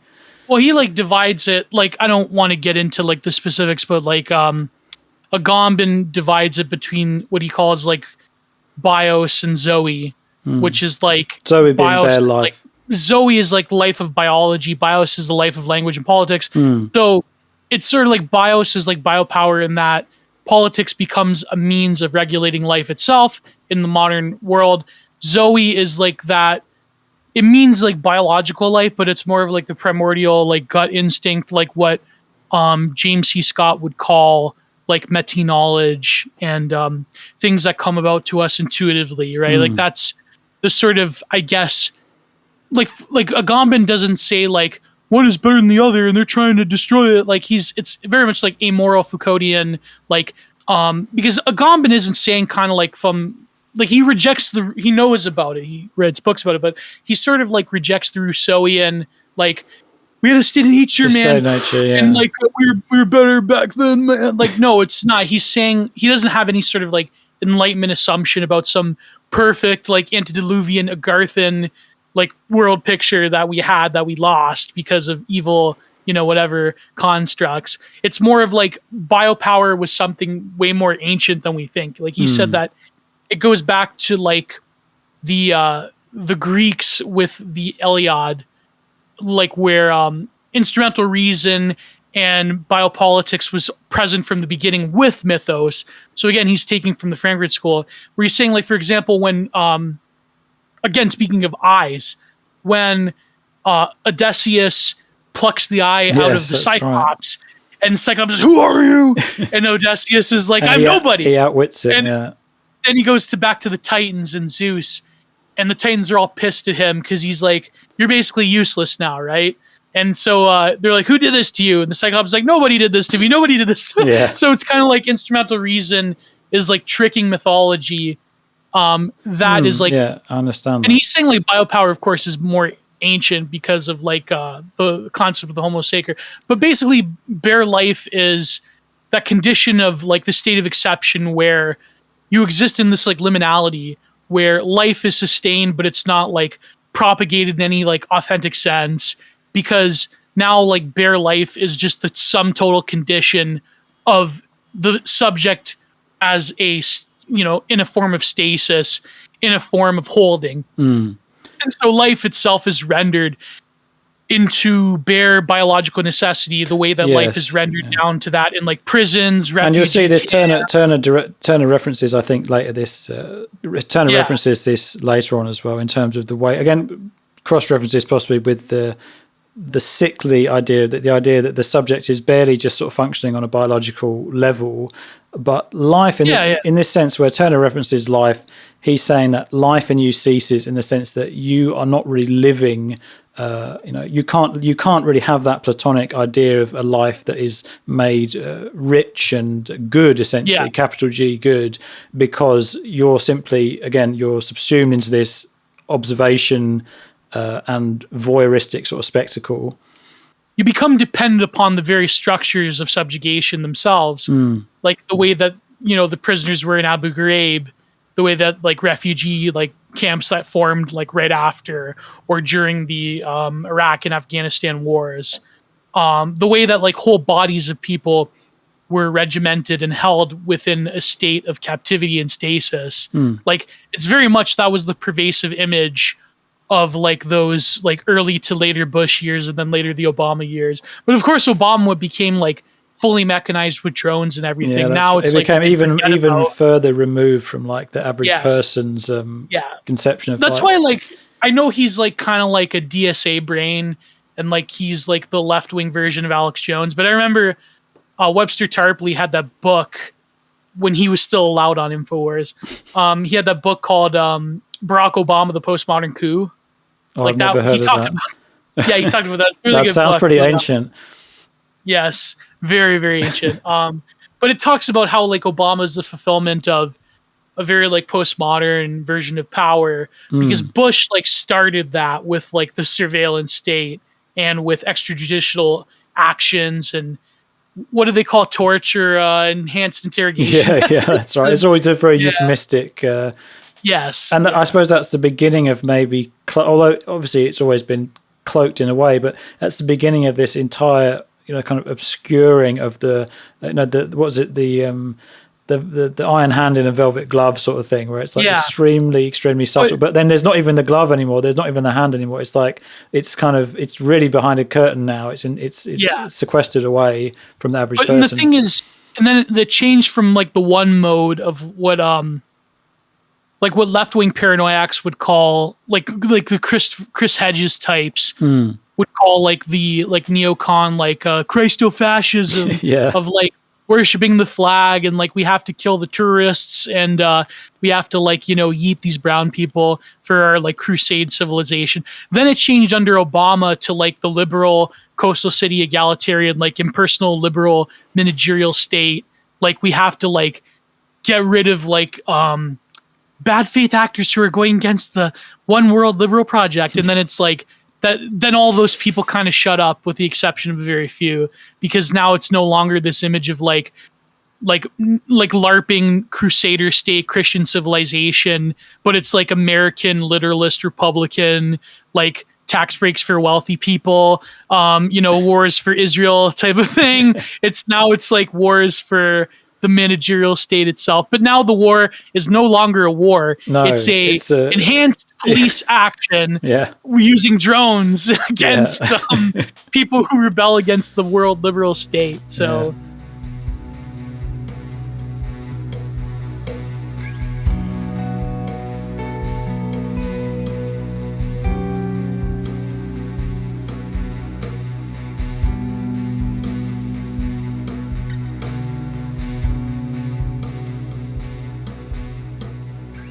in fiction. In fiction, the next song. In fiction's my least. I mean, it's the most popular one, but it's kind of like my least favorite one. I don't know why. I just didn't. I remember downloading it back in the day in like LimeWire. I think in fiction, it's a song that they like to play live. I think they found it quite enjoyable to play live. And it's the got lyrics, that very much like almost like film. Like it's a super filmic. It's a very cinematic song, and it's got this kind of very paranoid opening where it's almost got this driving sense of menace. Like there's a real sense of kind of paranoia and menace. And there was actually a video made for this song, a music video, which is kind of worth commenting very briefly, where there's a woman walking around kind of industrial environments, and it's shot in a way where there's lots of very abrupt transitions between shots, and that there's some of the shots freeze and her face distorts, and then these strange faceless kind of anonymized, almost a bit like Metropolis or some kind of one of these German expression sort of films, where these anonymized sort of figures step out from the city, almost like Dark City, like that film that influenced The Matrix, where it is kind of like The Matrix, where you have these sort of agent figures almost, and they chase this woman, they hound this woman around, and then she ends up having what is essentially just like a mental breakdown at the end, where she screams and the whole camera shakes, and these black tendrils kind of extend from this woman. It's very like soft, light, like early, like late 90s, early 2000s. Yeah, type it feels video. It feels very kind of like almost like it could have been like a slick, like R&B video almost. There's also like these still shots of her body itself, which is very revealing and interesting, because her face is very much the picture of the like early 2000s, late 90s heroine. Yeah, that's right. It's like Angelina Jolie. It's a traditionally pretty woman. But she's got like the bob that was like not long but not short. And it is interesting. It is interesting that this video does kind of in a way date the music, which is something that I never really thought, because the album, it never sounded like it came from any particular era to me. It is a timeless piece of music. Like, I don't think it will sound any less futuristic or any less groundbreaking in 50 years. It will probably sound even more interesting in 50 years when the world's changed a lot. But then, like, notice how she's consumed by shadows in the end too. That's another. And I mean, is that the band actually staring at her? I don't think it's the band. No, I thought it was initially, but I don't think the band are in the video at all. Actually, it's like some spider web, like black. These shadow. strange tendrils. I mean, the tendrils are kind of an excuse to almost have like a sort of a VFX thing going on. I don't think to read too much into that. We have to order like. The record company Epic Hack were like, we don't have a lot of bands that are like music video worthy at the time. Yeah, absolutely. I mean, they had to significantly reduce the length of the song down for the video, and although it does have the two climax. Terrible. Yeah, I mean, it's a 9-minute song. You can't really have. I mean, the vocals only happen at 4 minutes and 14.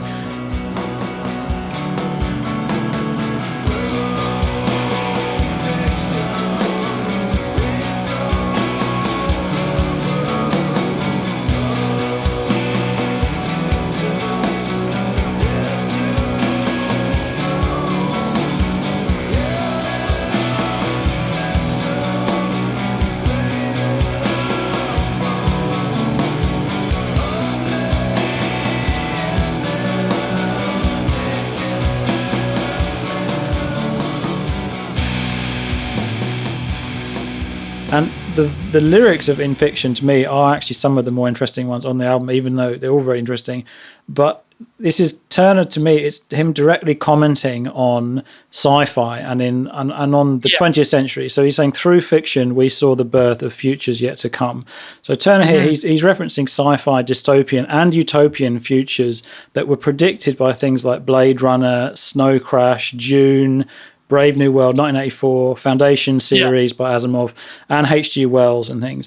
There's something that I was looking into Ernst Jünger recently as well, and another example of the birth of futures yet to come. I mean, in Ernst Jünger's novel, his sci-fi novel Oymersville, he had these concepts of the phonophore, which was an iPhone-like idea, and also the data sphere, which was the internet. Basically, he predicted the internet that was in the 60s or whatever. Oh my God, I didn't know he wrote a sci-fi book. He did, yeah. And this Oymersville story, it was this is where he kind of popularized the idea of the anarch, I believe. The anarch is a character who is kind of outside of he needs authority, but he's spiritually removed from authority. He exists in a world that's structured, but he does not he does not necessarily adhere. He's his own sovereign individual, basically. And the idea of a sovereign individual is something that Turner, he does examine in this album as well. But the point being that, Turner here, he's taking this contrast of through fiction we saw the birth of futures yet to come,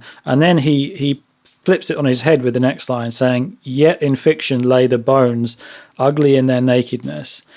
So he's basically saying that these sci-fi ideas and these futuristic projections, they became self-fulfilling prophecies in the sense that they contain the ugly truth about how technology would influence the world, but we were not powerful, we did not have the power to stop this from happening, and everyone say, oh, we live in Brave New World now, we live in, the stuff that H.G. Wells sort of predicted. Yeah. And if you do look back with the benefit of hindsight, you can see, this is the kind of the key, one of the key tenets to the sort of American conspiracism of like Jay Dyer, for example. You can he would directly link people like Huxley, H.G. Wells, these utopian families, utilitarian utopian kind of ideas. Their fictions that they created ended up being the world that we essentially ended up inhabiting. Well, they come from like very old blood aristocratic families themselves. Right? And this is why it feeds into this conspiracism that this was a guided path that the world was taking, guided by, as you said, like a centrally controlled conspiracy, basically. Yeah. Yeah. Which Foucault himself would reject this idea. Very much so, yeah. Ugly in their nakedness. Yeah. So you are rendered into a a demystified, de-eroticized body of observation. Yeah, it's not a sexy future. This future we're living in, and you see this expressed on reactionary Twitter a lot, don't you? I mean, people say, "Oh, what's the famous tweet where somebody said we should have had flying cars, instead we got 140 characters."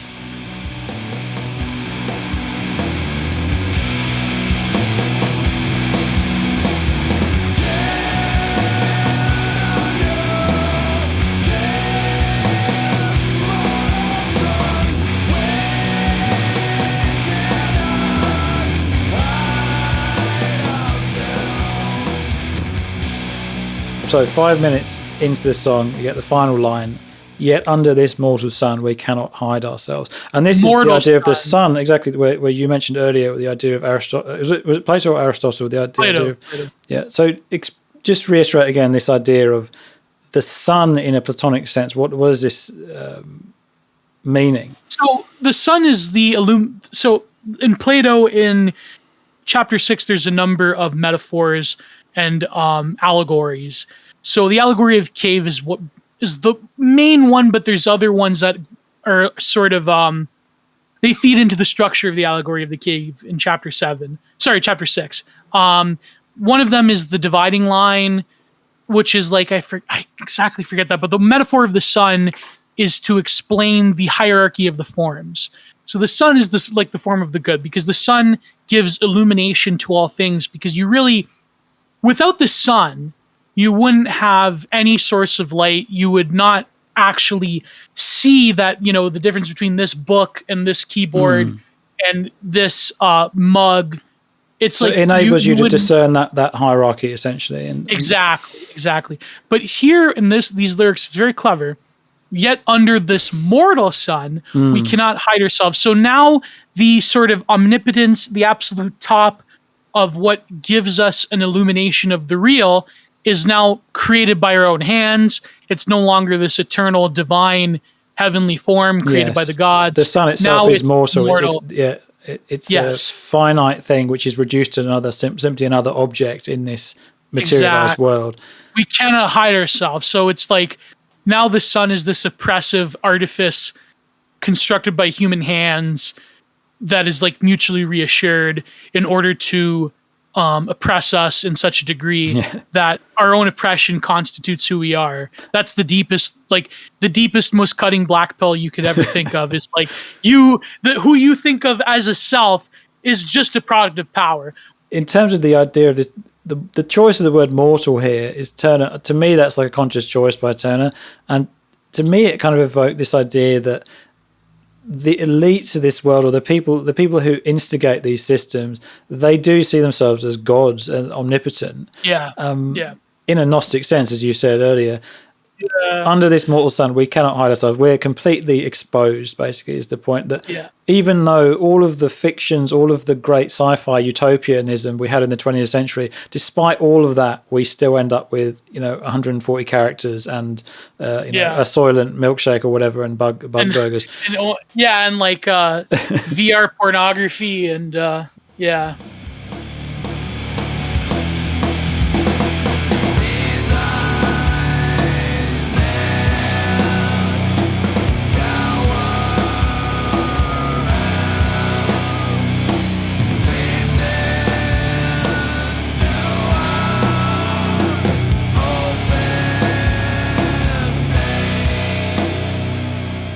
So Will's Dissolve, which I mostly remember downloading back in the day on LimeWire. On LimeWire, there we go. Yeah. So I mean, this to me is kind of the most paranoiac. It's a very very paranoid song, and it's got some very kind of I don't know, but it's pessimistic. It's quite dark imagery.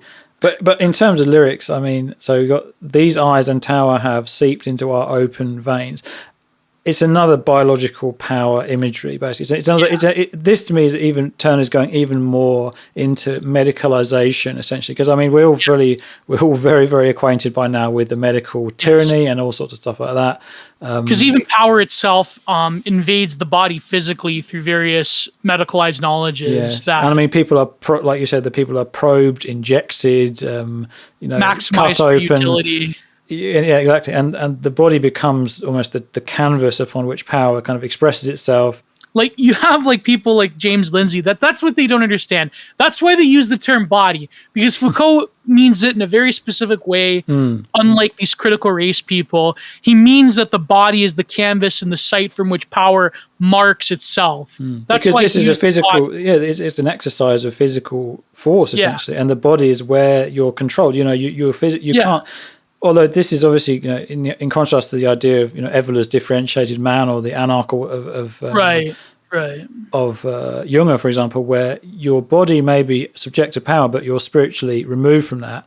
I suppose Foucault wouldn't subscribe necessarily to that concept. So he only subscribes to it to the extent that the soul was like created by power itself in order to invade the inner reaches of the psyche, and then later on, like in the essay by Deleuze, Societies of Control, he sort of like update, same with Agamben, they sort of like update Foucauldian governmentality and biopower to like say that, well, it's not so much that the body itself is regulated, but also the mind. But it's like, because the body becomes, in the ages of control and the information society, the body becomes almost totally irrelevant. So now we're arrived at some kind of like crazy Platonic Cartesian, like inverted form of the mind-body dualism, where the mind is like constantly probed with stimuli, and your body just like wastes away into nothing, or the body is irrelevant because now you can change your body through either VR or through very fancy chemicals. Just to go back to Worlds Dissolved, the initial lines here, when Turner mentions the tower, obviously you've got the tower in Bentham's Panopticon, the central sort of monolithic force. If you want to be Freudian about this bullshit, you know, it's a phallic symbol or whatever. The phallic. Alexander Bard says, the great phallus. The order of the father is like the phallic symbol invading your bloodstream. Yeah. Like, so the I wonder if Foucault meant by the phallic symbol invading his blood. There you go. Yeah. Those who don't know, he died of AIDS. Because of San Francisco bathhouses. The tower itself is a reference to, in case, you know, for ISIS nerds, I suppose, out there, the tower itself is a reference to a previous song that Turner made called Celestial, the Tower, which was on ISIS's first real album, which was called Celestial. And this is the idea of and Turner, obviously, he was a lot more crude, I suppose, a lot more blunt with his lyrics in the first album, and the lyrics being that are relevant here, I wrote them down. He says, "The eyes of greater size than all the oceans.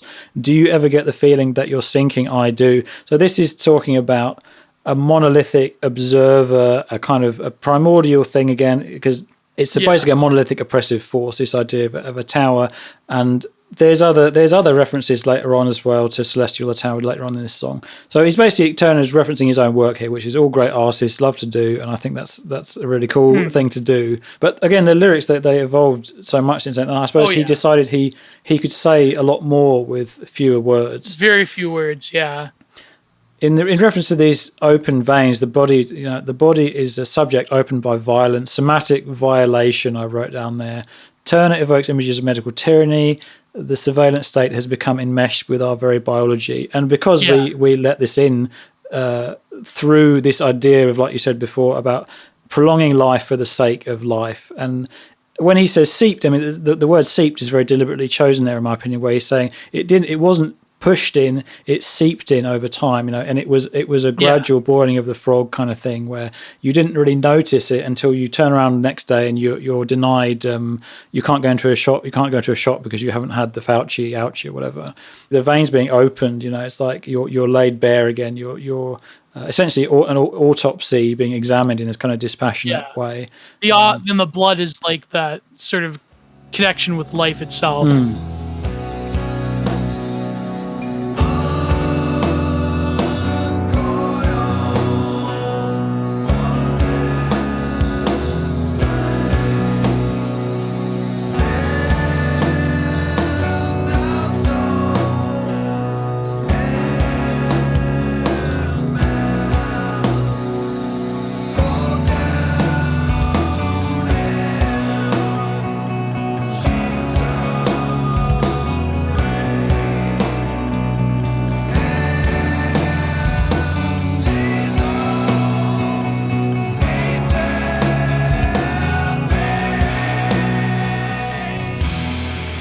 Then he says, uncoiled was its strength, and our souls en masse, pouring down in sheets of rain and dissolved neath their feet. I was confused with this. Well, this line kind of baffled me a little bit as well. I mean, uncoiled was its strength. It kind of suggests to me that it's almost like there's another song where Turner references almost a snake-like imagery, which is called "Stone to Wake a Serpent" on the later album "Waving Radiant." But I don't think there's a direct sort of reference there. But when he's saying uncoiled was its strength, I suppose he means that you don't really notice tyranny until it's kind of right on top of you, like almost like a snake, where you stumble upon, you step in the wrong place in the desert and you realise you've just been poisoned straight away. And our souls en masse. I noticed that he uses this en masse here as kind of maybe it's a, you don't have to necessarily say it's deliberate, but it's kind of interesting. The French theory and Foucault using that little French borrowed sort of phrase there. Yeah. And our souls, again, he mentions the word souls, and you talked a little bit about souls and Foucault's idea of the soul as being something that is... I have the quote, actually. Yeah. Let me find it. So this is from Discipline and Punish, Birth of the Prison. Let there be no misunderstanding. It is not the real man, the object of knowledge, philosophic reflection, or technological intervention has been substituted for the soul, the illusion of theologians. The man described for us whom we are invited to free is already in himself the effect of a subjugation more profound than himself. A soul, he puts in scare quotes, inhabits him and brings him to existence, which is itself a factor in the mastery the power exercises over the body. The soul is the effect and instrument of a political autonomy. The soul is the prison of the body. So this is Turner kind of then using this idea of the Foucauldian idea of the soul, saying our souls en masse pour down in sheets of rain. Essentially, when the subject has been given this soul and he's been deemed worthy of this, it's then used to dissolve him. It's elemental imagery, and so again, this is why I think Turner is somewhat of a sort of a romanticist, in the sense that he uses imagery of the natural world to evoke very powerful emotions in you, even if it's not a literal one-to-one kind of idea. So he uses very cleverly, like, it's not poured down like sheets of rain, it's poured down in sheets of rain. We are essentially, as a reference to the first song, we crash upon this earth, we're scattered and thrown again, like you said, into the world. He uses imagery of light, air, water. And in this case, also, he has spirit in there as kind of an element as well. And he contrasts this with the chemical process of dissolving and dissolution, as a kind of a visual metaphor more than anything, of saying that you're put in this chemical lab, you're poured into a chemical process in order to be dissolved into this technocratic sort of tyranny. Yeah. Again, another reference to the subject losing their identity and being subsumed into something that they maybe were not.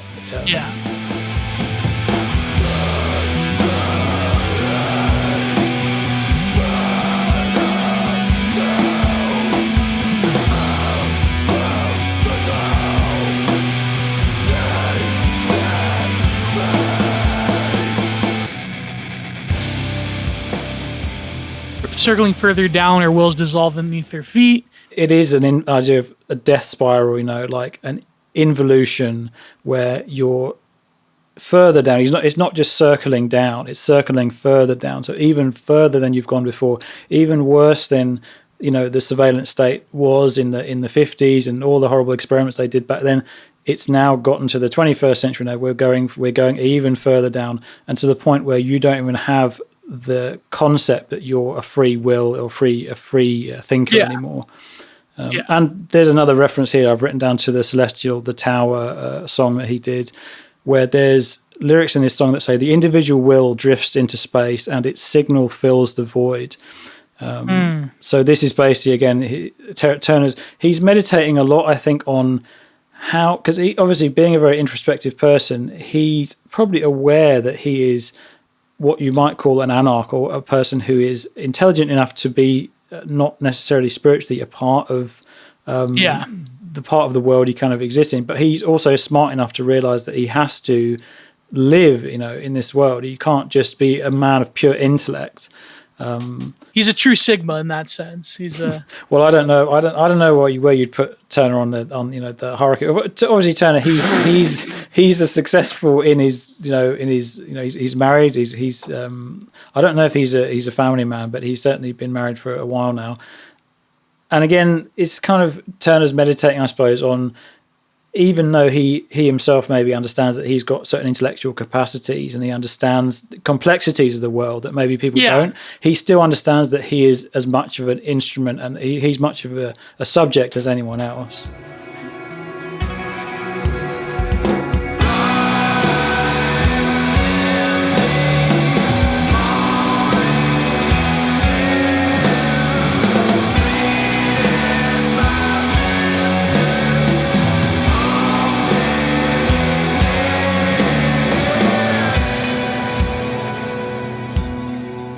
So yeah, number 5, Syndic Calls. That's your favorite one on here, right? Yeah. Musically, yeah. I like the way he sings the last stanza is like my favorite. Yeah, it's fantastic. So I mean, first off, we got at 1 minute 13 seconds in here. Rise in the morning air, greeted by cinders of the dead.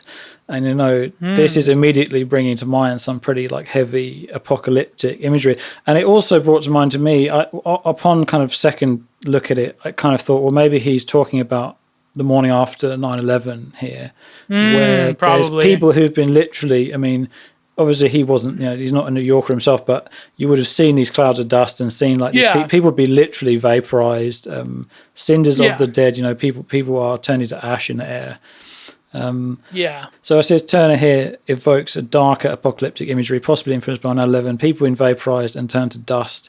The lyrics speak as well of a tightly regimented future state world where the subject is controlled in every aspect of their lives. So this idea of rise in the morning air, it's not just a kind of a declarative statement. It's also kind of an exhortation as well. It's an instruction. It's like, get up, rise in the morning air. You've got to get up because you are part of a structure. And the consequences of you not necessarily rising and not playing a part in this is, you're reduced to something. You're reduced. Your life is kind of diminished. Yeah, you become abandoned to the law. Like you are, if you don't become like your typical. And I guess it's changing now rapidly by what is the standards of normal. But at that time, still, it was like productive, like bourgeois wagey job that you go basically to in your cubicle, your Dilbert cubicle. It speaks of a regimented existence where maybe this is kind of slightly dissolved now. That you're right, but it's even worse now because like the sort of like, what would you call it? Like Talmudic attack on like the bourgeois family through films like Pleasantville. It's like, oh, the color in your life is back when you rebel against the system, man. Like it's. At this time, you had like the early 2000s edginess of like don't listen to your parents and Jon Stewart and it's stupid and like it's like that type of thinking led to an even worse form of oppression where it's like we have no structure, but now it's like this social distance gig economy nightmare. Yeah, of that's like, right. Like we long for the Dilbert rows of offices. Idealized and seen as ideal. Yeah. Absolutely.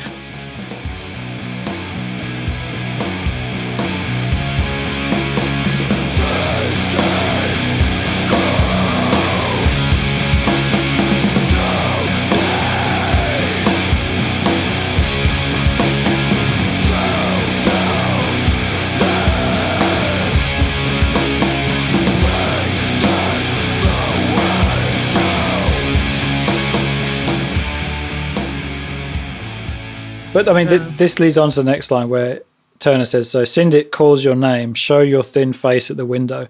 And for people who don't know, obviously Syndic is a very kind of antiquated name for a government official or a representative. Part of the syndicate, yeah. I suppose it's the same root word, obviously. But so it's like Brave New World or like We by Zamayatin or like Fifth Element where you got to like put your face on the monitor and your hands up. Exactly. Or like The Island. I don't know if you daily inspection. I don't know if you ever saw that film, The Island, from 2007. Oh, fuck.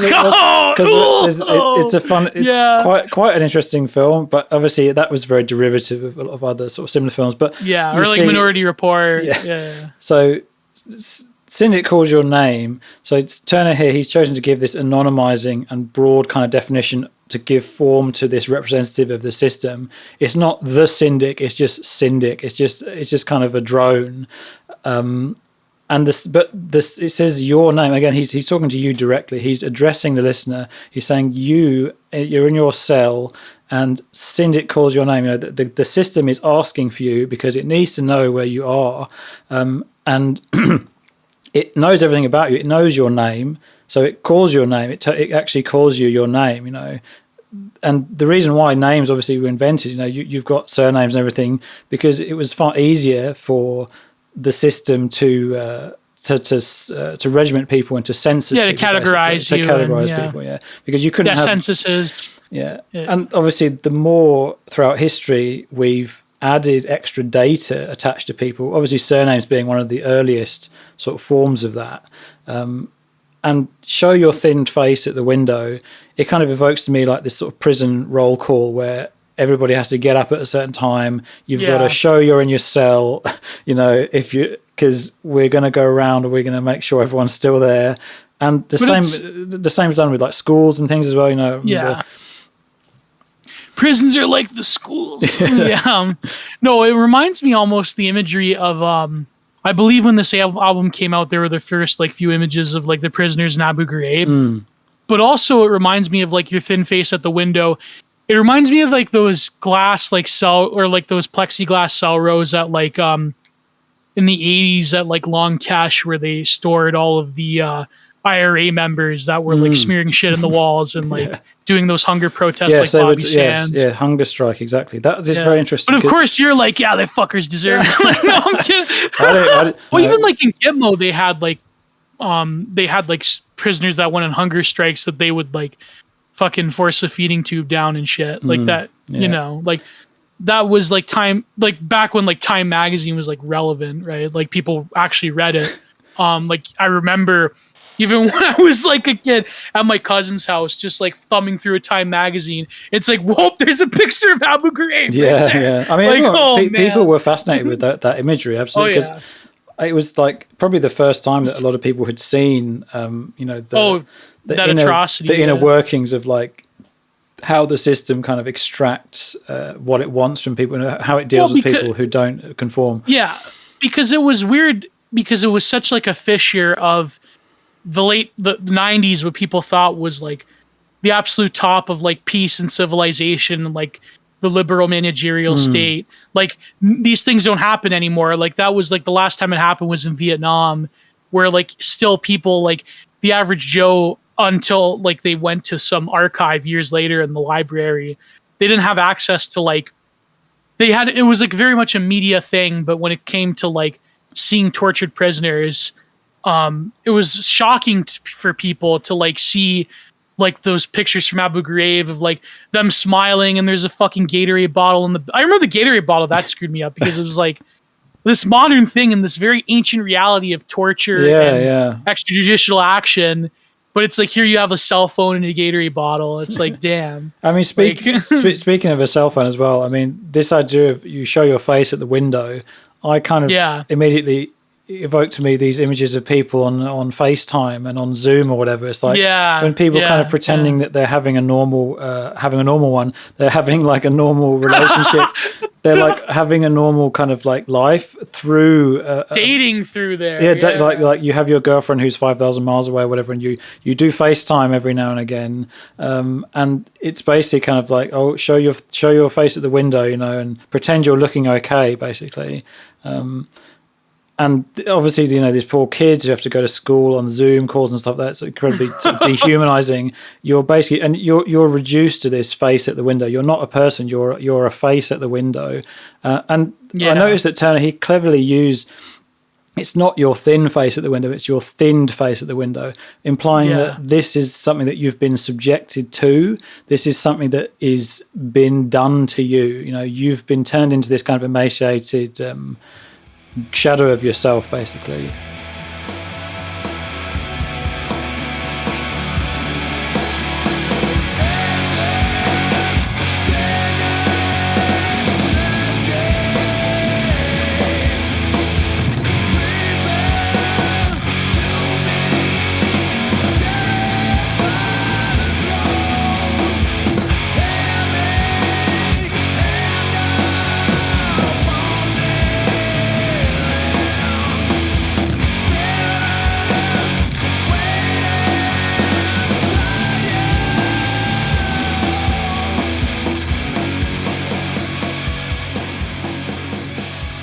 then it goes on to say near the end, is this the next last day? Prepare to be carried by the crows. Yeah. Heavily hand upon the land, feel its weight inside of you. Yeah. So it's an extremely kind of uplifting and powerful, very muscular sort of section where he kind of, he teases you for a while with more and more intensity. You got that guitar with the flanger, I believe it is, coming in a few bars before he breaks into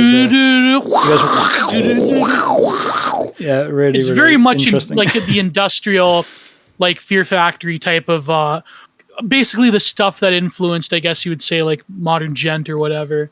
A lot of the stuff, like the experimentation that was going around in like the late 90s, early 2000s, in like the more obscure corners of the metal universe. Because using that sort of effect on a guitar, I mean, ISIS, in terms of the effects they use on their guitars, they're quite understated, the effects. I mean, you've got obviously a very, very heavy distortion, but they ramp up the distortion in terms of, you have these pedal boards where you don't just ramp up the crunch or you don't just ramp up the distortion, you ramp up the volume as well, so that when the heavy bit hits you, and that's something that was lost. No gate control whatsoever, just like full on. And that's something that was lost in I think in a lot of modern metal bands where they have got a distortion which is like, everything's maxed out. Yeah, and it's like everyone uses fractal axe effects. Yeah. That's like all digitalized, and like people used to use those shitty like Digitech pods. Like I think even like I had one of those actually. I did have a red pod back in the day. They were awful. They sounded so bad. Well, it's funny because even like Keen Machine like recorded Eklodama on on a shitty like that was on like a line 6 thing or something. Line 6. Yeah. No, but like the way that he's singing, it's very much like it's not a growl, it's more of a shout. No, it's more of like a screaming, a soaring kind of yell almost. But this line, is this the next last day? I think that's one of the most profound lines on the album. But you've got to take it apart a bit by bit because it's a very paradoxical. It contains a lot of kind of self-referentialness, basically. It's a very theory cell kind of line. So is this the next last day? So he poses it as a question. This is a question being posed here, but it's a question without an answer because it contains within it a paradox. You can't have the next last day because obviously that suggests a finality, but it's deliberately a paradox. So it's another last day. So I read this as essentially the way that the subject finds himself is trapped in this sort of terrifying loop where every day seems to be like, you're told that everything is getting better all the time, but also the world's about to end tomorrow as well. So it's very much like the Jim Jones, the Jonestown White Knights before the final thing. It's a super. This is the end. Yeah, but it's also it's more terrifying than there actually being a real finality to it because you don't just get the last day, you don't just get the end, you don't get the climax, you get to relive this again and again and again. And this is the terror you're also subjected to. Yeah, to quote the one Nevermore song, waiting for the end, but it never ends. Like, no, but like for those who don't know, the White Knights were like the trial runs that Jim Jones did, where he convinced them that tonight's the night we're gonna drink the flavor just to test their faith, essentially. Yeah. Right? But this is the way they kind of, I suppose, is another torture method to go back to these methods of torture that we're talking about, where they essentially psychologically gaslight you and break you to a point where you're so convinced that the world's going to end tomorrow, but you're also told that life's never been better. Basically, it's basically a terrifying paradox. But power is the real constant here. Power is the thing that even though you don't know whether the world's up or down, you're still a subject of power. And the next line, prepare to be carried by the crows. I mean, it's another natural world kind of visual metaphor.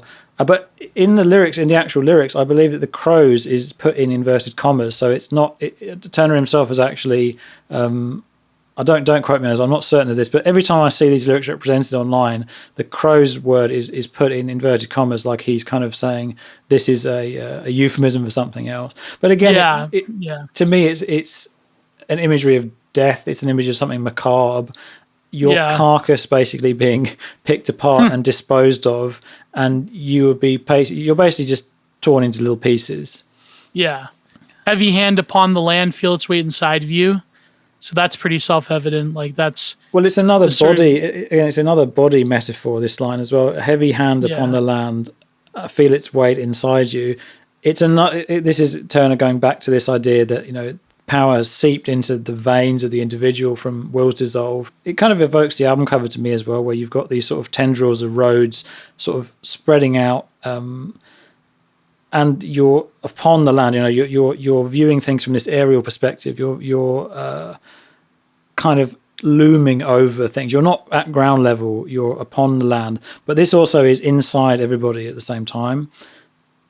Yeah, it's very much like the Leviathan in the landscape. Yes, that's interesting as well. And this idea of the state is embodied. The state has hands, and the state has eyes. You've got thousands of eyes in backlit. You've got feet in Will's Dissolve. Our souls dissolve beneath their feet, and the bones and the skin. So Turner's basically kind of constructed an entire anatomical diagram here, almost kind of implying that this idea of the surveillance state and the idea of this observer is essentially made up of us. We are the people who make up the body of this creature. Yeah, and the metaphor of the body is like very powerful in both its spiritual and profane meanings. Like there's the symbol of man that is found within the Indus Valley. It's found in Iran. It's found in North America. You have the body itself is also the representation of governance, or governmentality. The whole body of this, and we even call this a governing body. Exactly. Which is composed the organs of government. The organs of power, the organs of government. Yeah. So this is, probably conscious on Turner's part that he's evoking these anatomical images here. Yeah, like the Leviathan, right? Like that's the classic illustration of the secularization and politicization and inversion, the profanation of that, like. Ein Sof ideal that's played throughout history, even before esoteric Judaism and like the farthest reaches of Samaria, the body is like the symbol. In Zoroastrianism, it's you often hear as well this idea of the church being the body of Christ as well, which I suppose is the sacred. Is the version of that is the profane version is the version of government, and the church being the sacred body of Christ made up of all the people. Because the body is the meta symbol of human reality itself, right? Yes, because we all have one. Well, maybe in the future if Kurzweil has. Well, there we go. Yeah. So I think that's a fairly good. There's not much more else to say about that particular one. Yeah.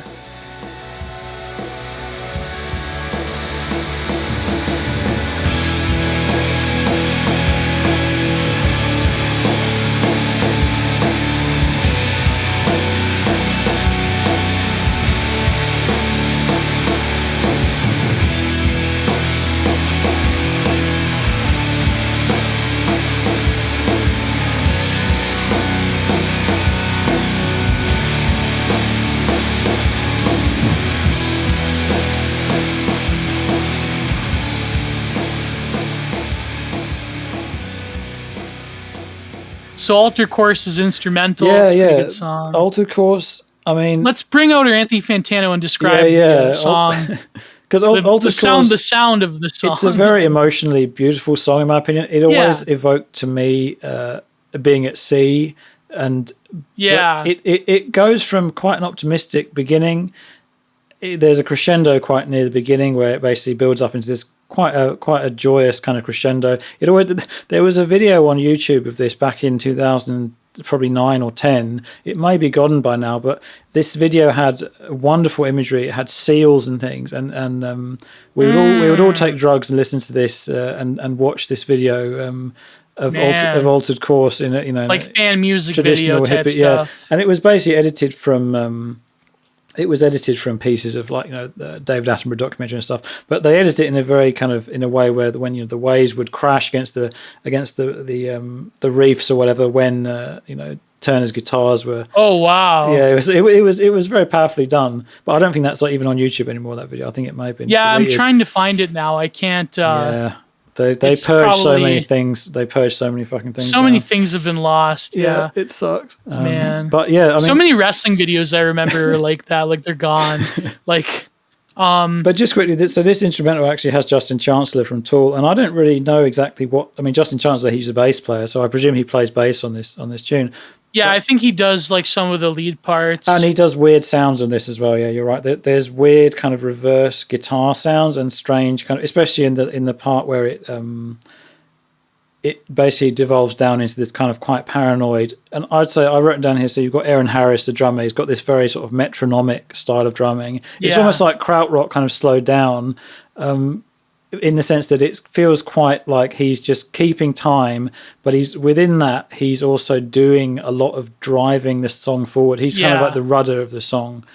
It reminds me of Gavin Harrison from Porcupine Tree. Like it reminds me of more of the stuff he did with King Crimson. It reminds me of like the sort of the mellotron sounds of a band like Porcupine Tree in certain instrumental sections. I think like the structure reminds me of like different, I guess like ISIS came about like in those early days where it took like years later for people like to discover more of like art orientated like post metal and like progressive it was metal. considered, I think it was just considered to be kind of music for beard strokey people, you know. And I think maybe even Porcupine Tree was considered to be music for fucking hippies, you know, because they started off as basically a kind of a Pink Floyd. They played at Bonnaroo and like a reading festival and shit.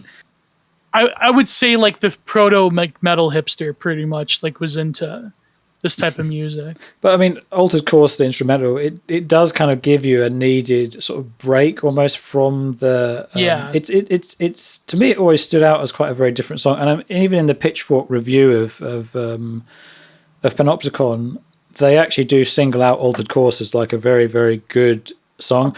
Yeah, and it was bucking the trend at the time as well of what was going on in metal. It was. I think the level of repetition in that song is actually quite audacious for the time. You're right. You know, I think that is even more in line with kind of things that would, you know, you'd consider from like a cosmic krautrock kind of thing where there's a repetitiousness. Tangerine Dream. That's right. Yeah. The song title itself is something I did make a tiny note on. I sort of saw it as maybe, you know, you can cross-reference this with the idea of in fiction where they have this idea of futures yet to come, where human beings, we always tend to wonder, like, what would have actually, you know, how would the future have been like if this had happened, if that had happened, you know? Ontologies! Ontology. We're going to make a zero books. We're going to make this podcast into a zero books pamphlet about ontologies. But when you've got like an entire, like, you know, vision of history, like kind of like when you've got the benefit of the internet and you've got this all-seeing kind of thing going on where you're watching so much, you're viewing so much, you tend to have this people who are intellectual like Turner, but they can tend to focus on thinking about possibilities of what might have happened rather than mapping it out, rather than things that are more practical and more real. Then history becomes this weird like theory fiction endeavor. Yeah. Where it's like that's where you get these weird kind of utopian movements that are not really movements, like solar punk and stuff like that, where people think if we just made like you know, social justice, technocracy or something like that. What if this was just all really nice? You know, it's like a kind of a masturbation exercise in like what. Yeah, I think Y2K aesthetic is like that as well. Yeah, it's like kind of a utopianism. In the idea of this altered course kind of thing, it's like I think that there's a kind of an idea that if the 20th century didn't go the way it did, then we would be in a totally different kind of place as human beings, and that nefarious interests have shaped the world, and we didn't realize that they did it until we kind of woke up and we became red pilled, for example.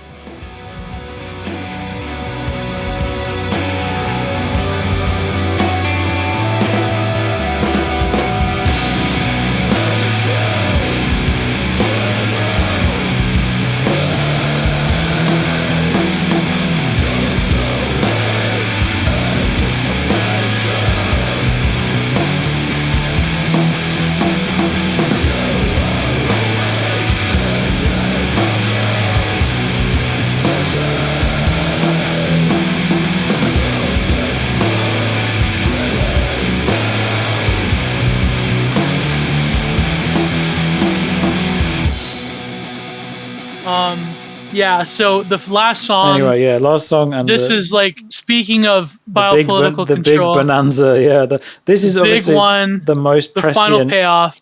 the most prescient lyrics possibly.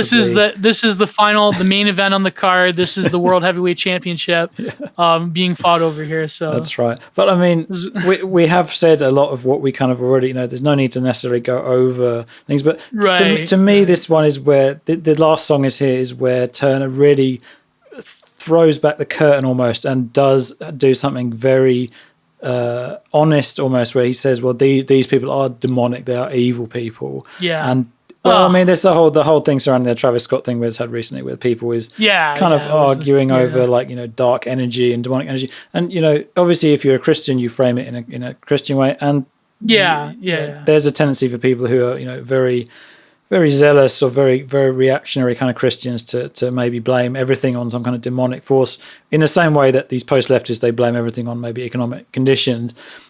Evil capitalism and...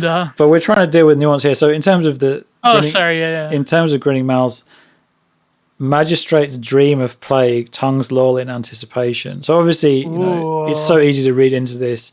Yeah. The idea of He's predicting the future. The idea of an engineered disease. But obviously Turner, he didn't need to I suppose he didn't need to know about what was going to happen in 2019 or 2020. Obviously, to talk about, this is kind of a vision of a sick mind, maybe saying, well, we're drooling over the idea that we get to exercise even more power over you due to some catastrophe that happens in the world, basically.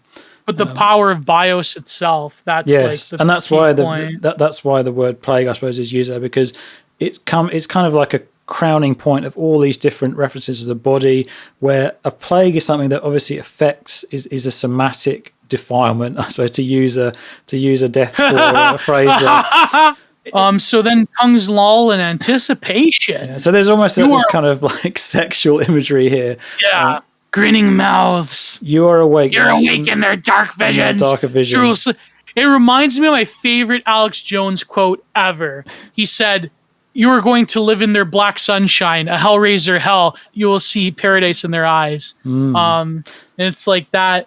So this is a kind of idea that there's these people who would like to shape you to their vision, and this is their darker visions. So Turner, he's making a distinction here in terms of, we've got maybe there are certain people who have a utopian vision for the world, like someone like H.G. Wells or whatever, but this ends up actually being, in the end, a very sick and perverse version of what they envisioned was, because it involves so much taking away of what's natural and what's essential to people's lives.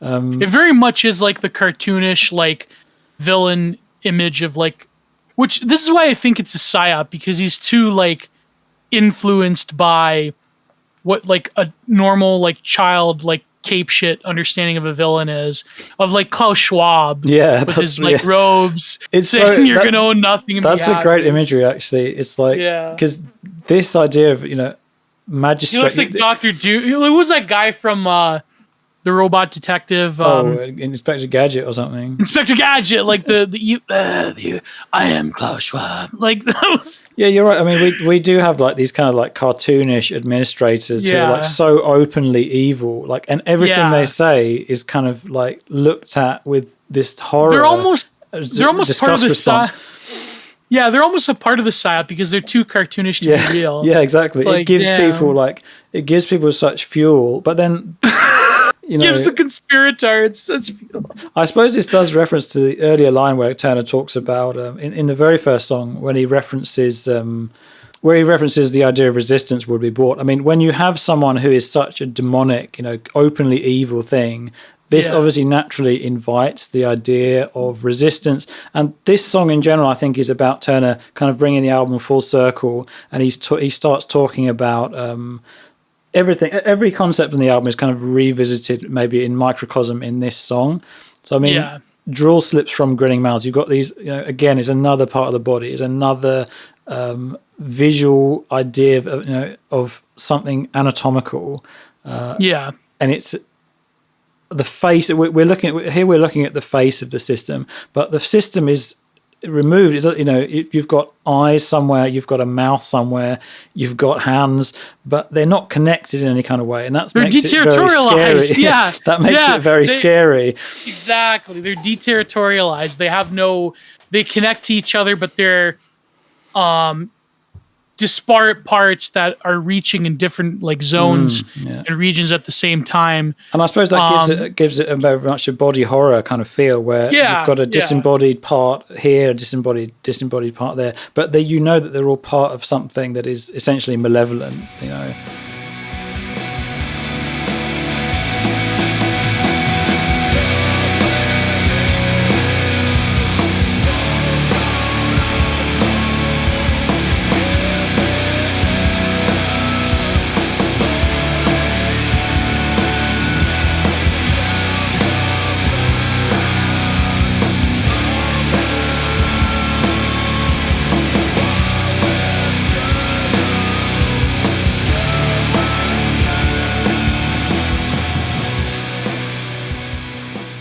And then you've got this plague is forced on us all. Is it there? Are they there? So there's another sort of paradoxical element to this, in my opinion, where is it real? He's talking about YouTube. Yeah, he's talking about, but these two lines, they directly conflict each other, because Turner's talking about absolute force. He's saying this plague is forced on us all. This is I don't think plague means like no, it's not like a literal, he wasn't predicting like the pestilence now. He means, I think like the plague is just another metaphor for disembodied power, invisible it's something power. that the choice of this word forced on us all is in direct conflict with the questioning that comes after it. So is it there? Are they there? So if you've just been forced and subjected to something horrible, you're not asking, you must be truly gaslit and like truly fucked up. And you must be suffering from Stockholm syndrome if you're still asking like, am I actually being tortured right now? You know, am I actually in pain? Is it there? Are they there? Is this real at all? You know, because you're so dissociated. It's like what certain like sexual assault victims will disassociate.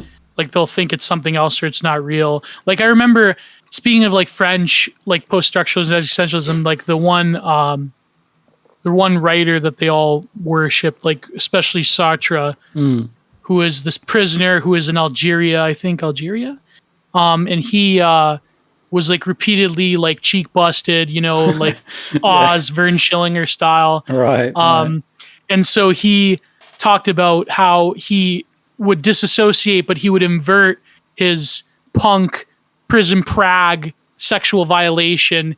He would say every time it happened to him, it was almost like flowers were kissing him. Right. Because this is like a dissociative experience. It's like a religious ecstasy almost. Exactly. Through prison style sexual exploitation and our word, it was almost like a saint going through a martyrdom. Yeah. So but to Sartre, it's of course linked to the sadomasochistic, existential, like Bugman type of like, I don't believe in God or religion, but I do believe in like this weird inversion of it somewhere else. This film that it conjured immediately to my mind was that film Martyrs, the French horror film.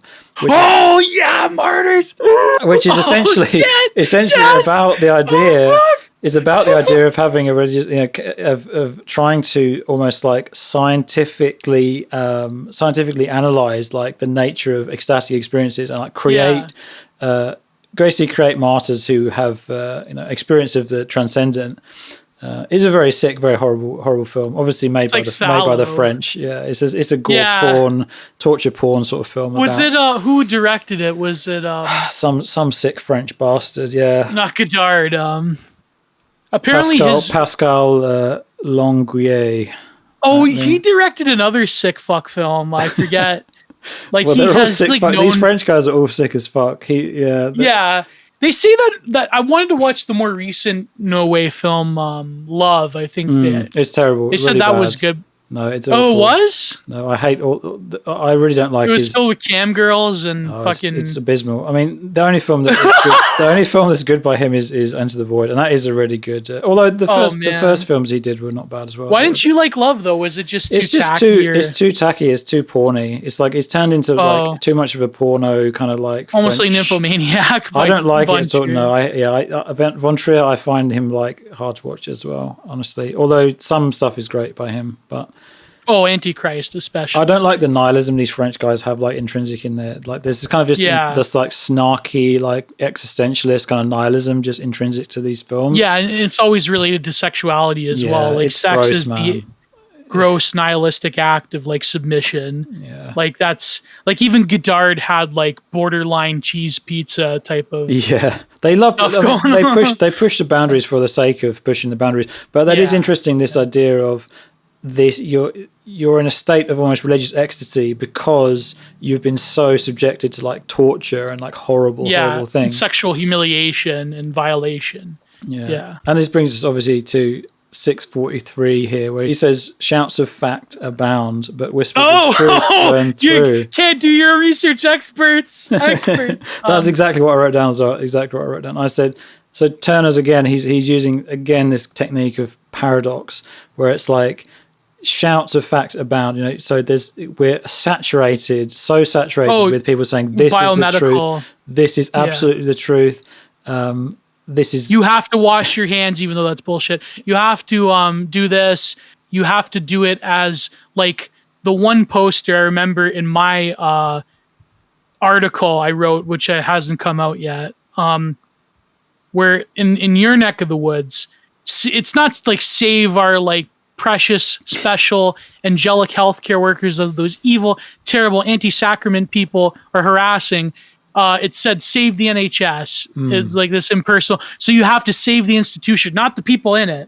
But it's this idea gives you a savior complex as well. You know, the idea that you as a person can somehow save a faceless kind of institution, which is essentially made up of, you know, is a part of this government body of control. And the British have like this. Same with Canadians. We have like this masochistic like Anglosphere attachment to our healthcare system as like the ultimate good that is like totally amazing, even though it's like fucking shit. Like it's, you know, like I mean it is what it is, man. It's used again. It's the way it's used. I think more than the individuals who necessarily make up these institutions. It's the way it's used as a kind of a bludgeoning tool.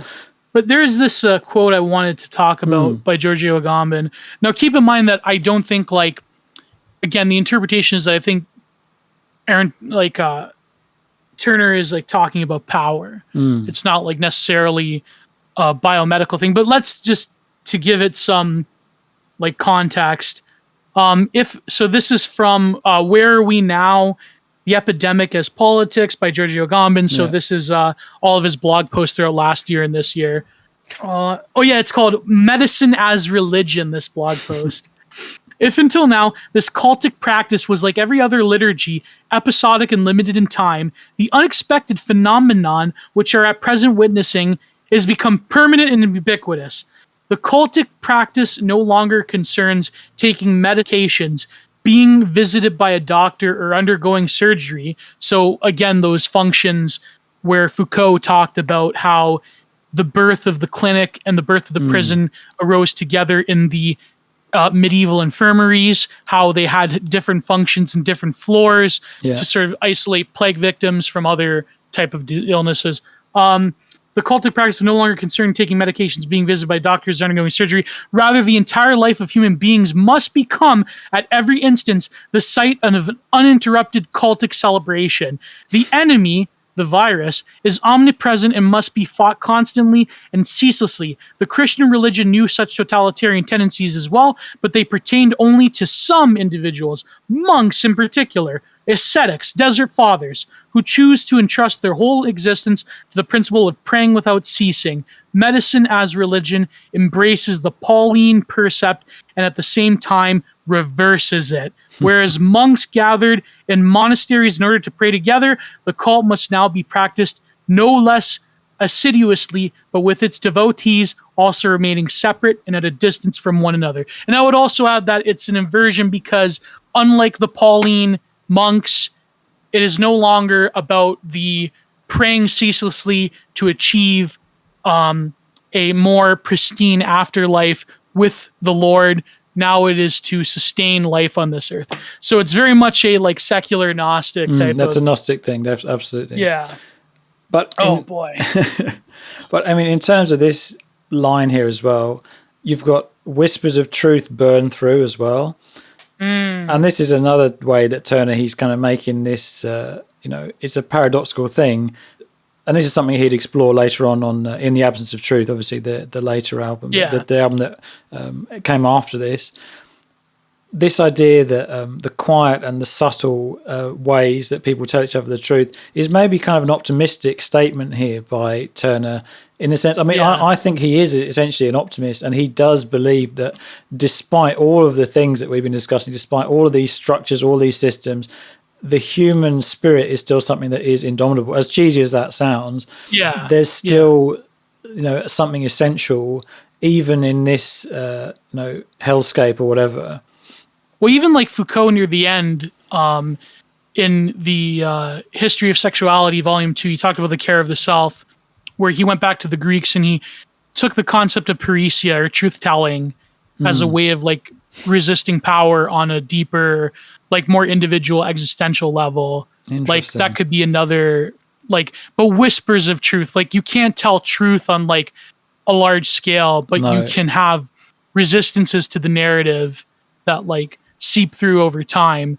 Like the way you see it nowadays, where you have a predominant narrative about a certain event, but then like people question it and they're relegated to like being conspiratards or whatever. Well, I mentioned as well and that then eventually people have to consent to it. Like, but I mentioned even in the line "shouts of fact abound." This does apply as well to alternative voices as well. I think that there are certain people who shout very loudly, and they are simply trying to push a counter narrative at the cost of maybe nuance, at the cost of actually looking into things.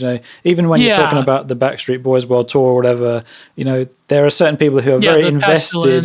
That there are certain people who are very invested in the idea that it's absolutely not a thing, it doesn't exist, and no one's ever died of it, and it's the same sort of people who like this narrative about the Trump thing and Q and all that sort of stuff.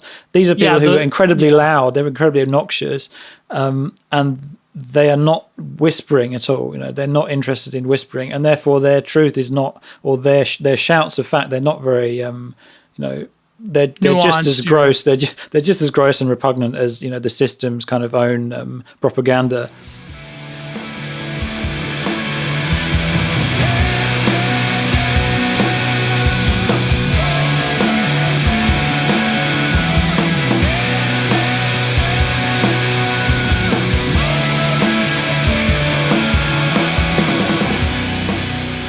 But at the very end, and then the end, so repeats the... Is it there? Are they there? Is it there? Are they there? So we're ending on a question again, he leaves it very up in the air, and I think that they're unanswerable questions. They're extremely broad questions. He puts it in doubt. Even in the existence of this force is in doubt, but he's still questioning at the end. I think that the important thing is he's still... the question is still kind of on his lips. Is the Illuminati real? I've written down here as well. Because we still, even after all these years, and people bring up, this document, that document, there's still a lot of sort of, no one can really cohere to like a general narrative of what is going on. We're divided on such a fundamental level in terms of our perception of the real itself, that it almost obliterates the real, because you can think that this thing in this particular sense is the real, but the other group will say like, no, that's not, you know what I mean? Like, the basic, the very basic sort of foundational things are not even agreed on. So you can't even go from, a point of, you can't find a medium or anything there. But this leads to inevitably, like as Turner was saying here, is this inevitably just leads to endless sort of questions and kind of spiraling into questioning the very basic, very, very fundamental things. But let's do a little conclusion here, because that's, to me, that's like a really great analysis of all those tracks, and I've said everything I wanted to say on those, definitely. Yeah, I'm pooped. Yeah, but just really quickly. So I've written down here.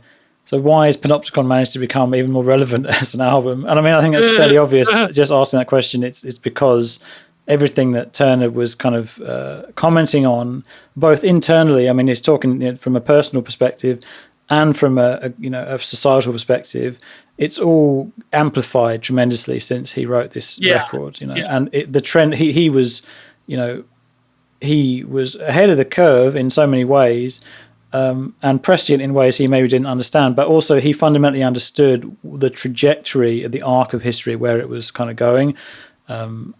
And he let the music, I think the thing is, he let the music kind of breathe and tell that story, but didn't date the music he didn't follow a particular trend with the music itself. He used very basic elements of, thinking, this is a soundscape, basically. We're taking you on a journey through somewhere. We're flying you through, my mind, basically.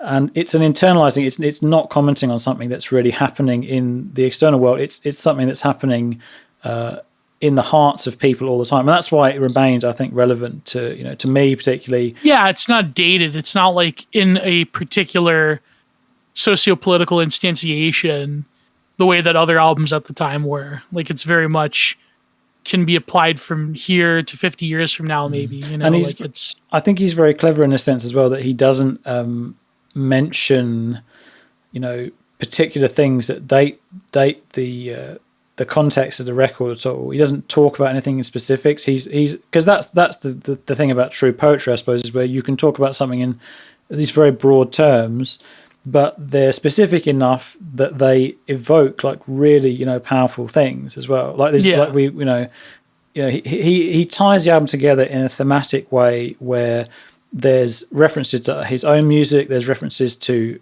philosophy, to history, and there's biological ideas and things in there, natural forces, romanticism, and he does it all in a kind of way that feels effortless. He doesn't ever feel forced, and it's not really done to be clever either. I think the thing that I noticed with Maynard lyrics, I love Maynard. I think Maynard is genius.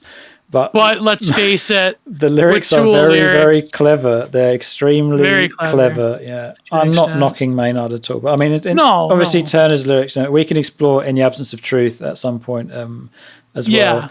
Yeah. And even Wavering Radiant. The lyrics on that one are extremely opaque to me. But I think as a Jungian, I think you probably would be able to read into these a lot more readily than me.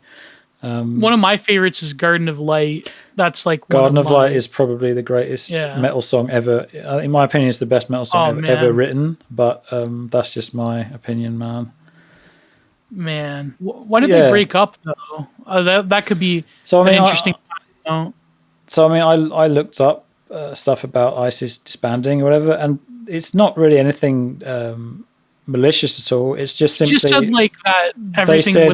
They said everything they wanted to say. Yeah, that's it. Yeah. And I mean that to me is like really powerful, and to be able to kill something when it's kind of at its height is something that is, it takes a man of great unselfishness really to do that. And they all were in agreement. None of them really, I think, were. I think in the case of ISIS, they were kind of a bit more like concerned with the fact that if we make another album and it doesn't really stack up to the four major ones, because I mean, In the Absence of Truth was a very difficult album, and Turner hates that album. He doesn't really think it was a success. In the Absence of Truth, it kind of sags in the middle. There's kind of a bit of a breakdown in the middle where it gets a bit too like meandery for its own good. It kind of goes up its own arse a bit. But in my opinion, I actually kind of like In the Absence of Truth even better than Panopticon, although they're very, very closely tied for like. He said like Panopticon was the last album where he really like felt into it and put effort into it, which I don't know about that. Like, I think in hindsight, he's like, that was the last album where I truly felt it. And it was like, yeah, sure. But I mean, in terms of the stuff that he was putting out after that, it was still very, very strong. And they gave it their all with Wavering Radiant as well. I mean, Wavering Radiant has some brilliant, brilliant moments. Because they knew that it was the end. It was I think they did, definitely. Yeah, and the Wavering Radiant, it's probably the slickest sounding of all the ISIS records. Yeah. It's very produced, but it's also kind of like, it's almost like a little crystal.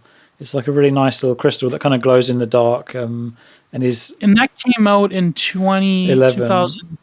2009. Sorry, Wavering Radiant was 2009, and they broke up in 2011. Oh wow! Yeah, and 2006. So they just did a tour for that. 2006 was In the Absence of Truth, and I actually remember listening to that when it came out, and it was really one of the most I listened to that album every single day for probably about 2 years. Whoa. And it's probably one of my most listened to albums of all time. Like I know like Man. every tiny little, like every fill that like Aaron Harris does and all the little guitar noodles, and you hear something new every single time. It's actually insane. But it's so great to be able to have like a record where you know it so intimately. It's like, you know, a treasure to you.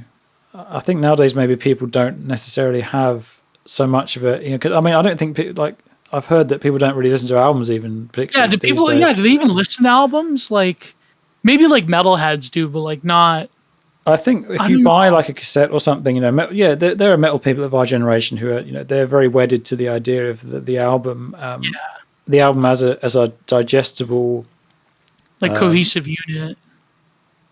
Because I mean, obviously, albums, they were limited by how much music you could fit on the media itself. You know, a CD or whatever. You know, you didn't want to do something that was longer than an hour. I think Panopticon clocks in at about an hour long, which is very long for an album nowadays.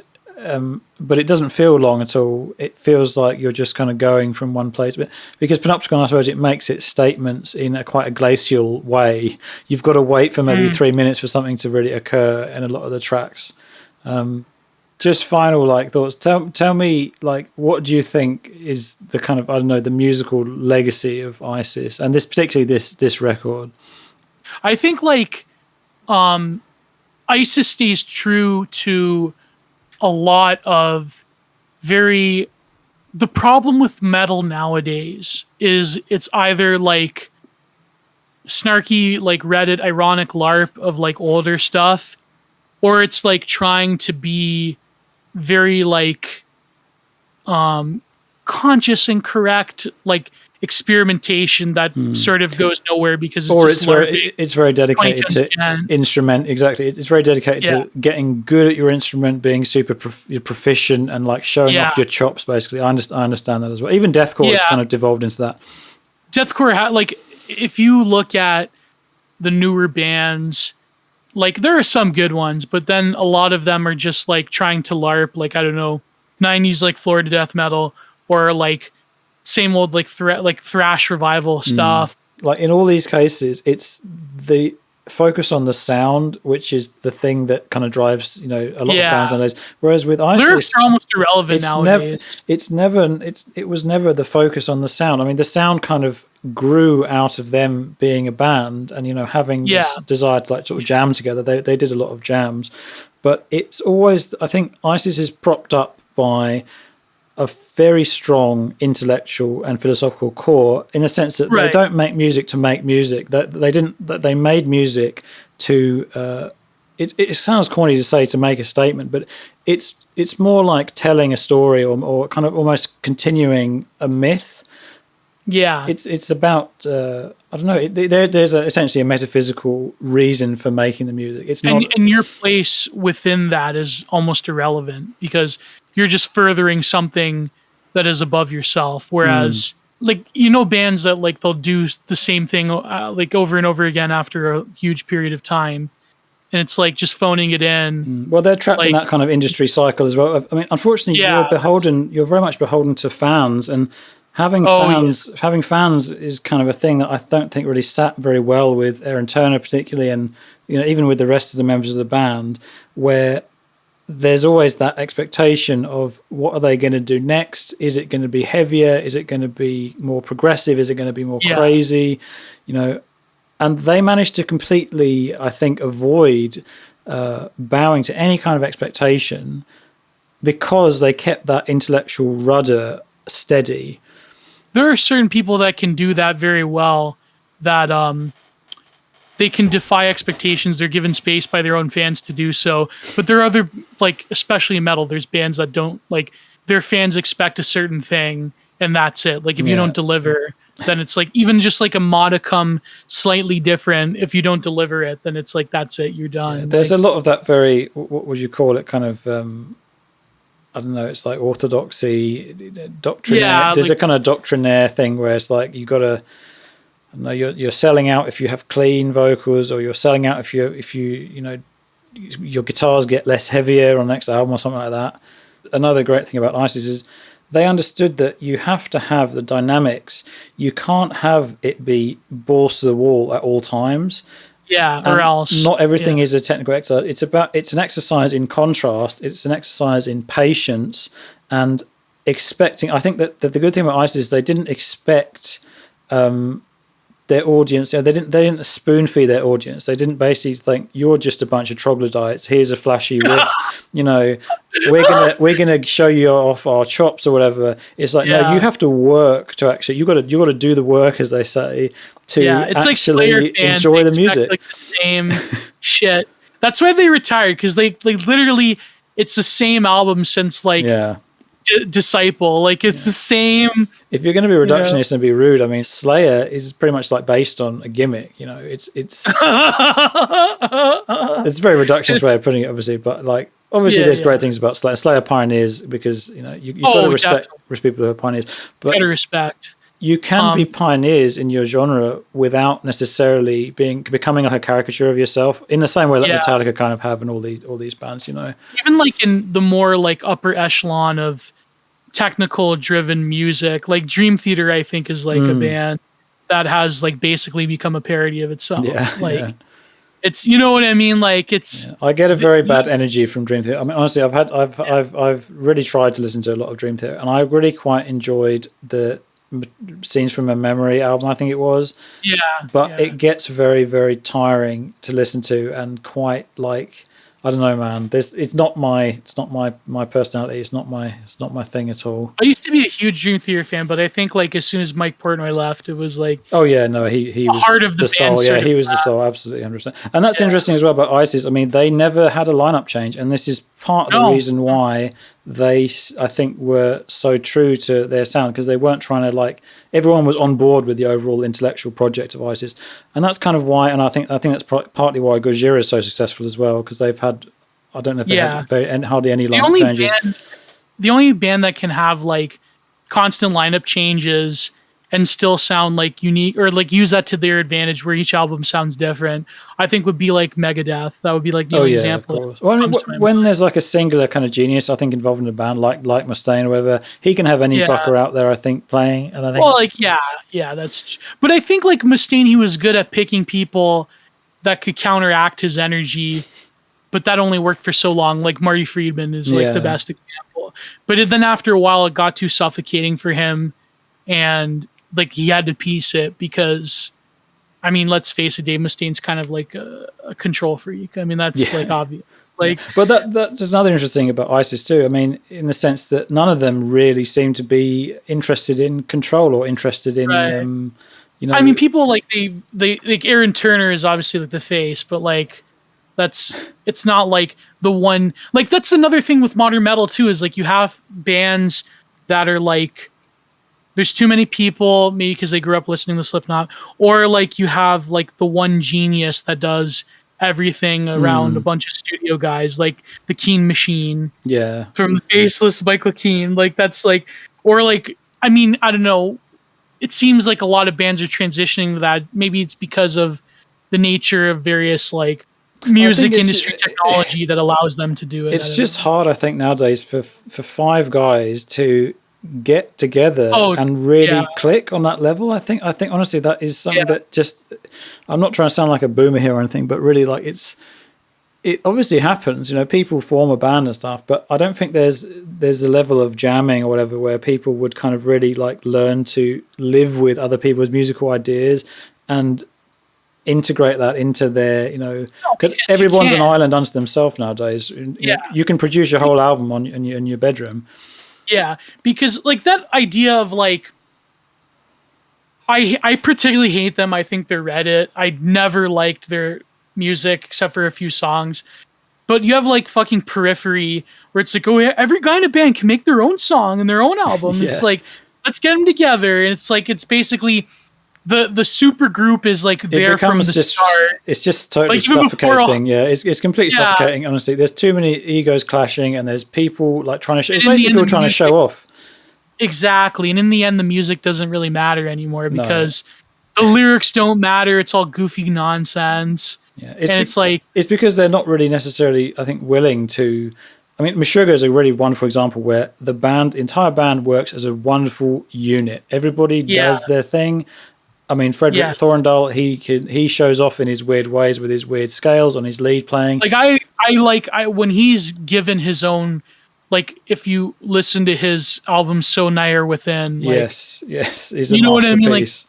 yeah, but I understand what you mean. Like, Meshuggah is really the only band I can think of now, apart from like the older ones, where everything is a unit. Like, I'd say Gojira and Gojira. Maybe Mastodon as well. Although Mastodon, they're notorious. Yeah, but see, those are all bands that came with like the new wave of American heavy metal, like the early 2000s. Like the last bands that were really like had any like mainstream success are bands that came out of that early 2000s, like Ozfest circuit, like Gojira, Mastodon, Meshuggah, Disturbed, Lamb of God. Who else am I thinking of?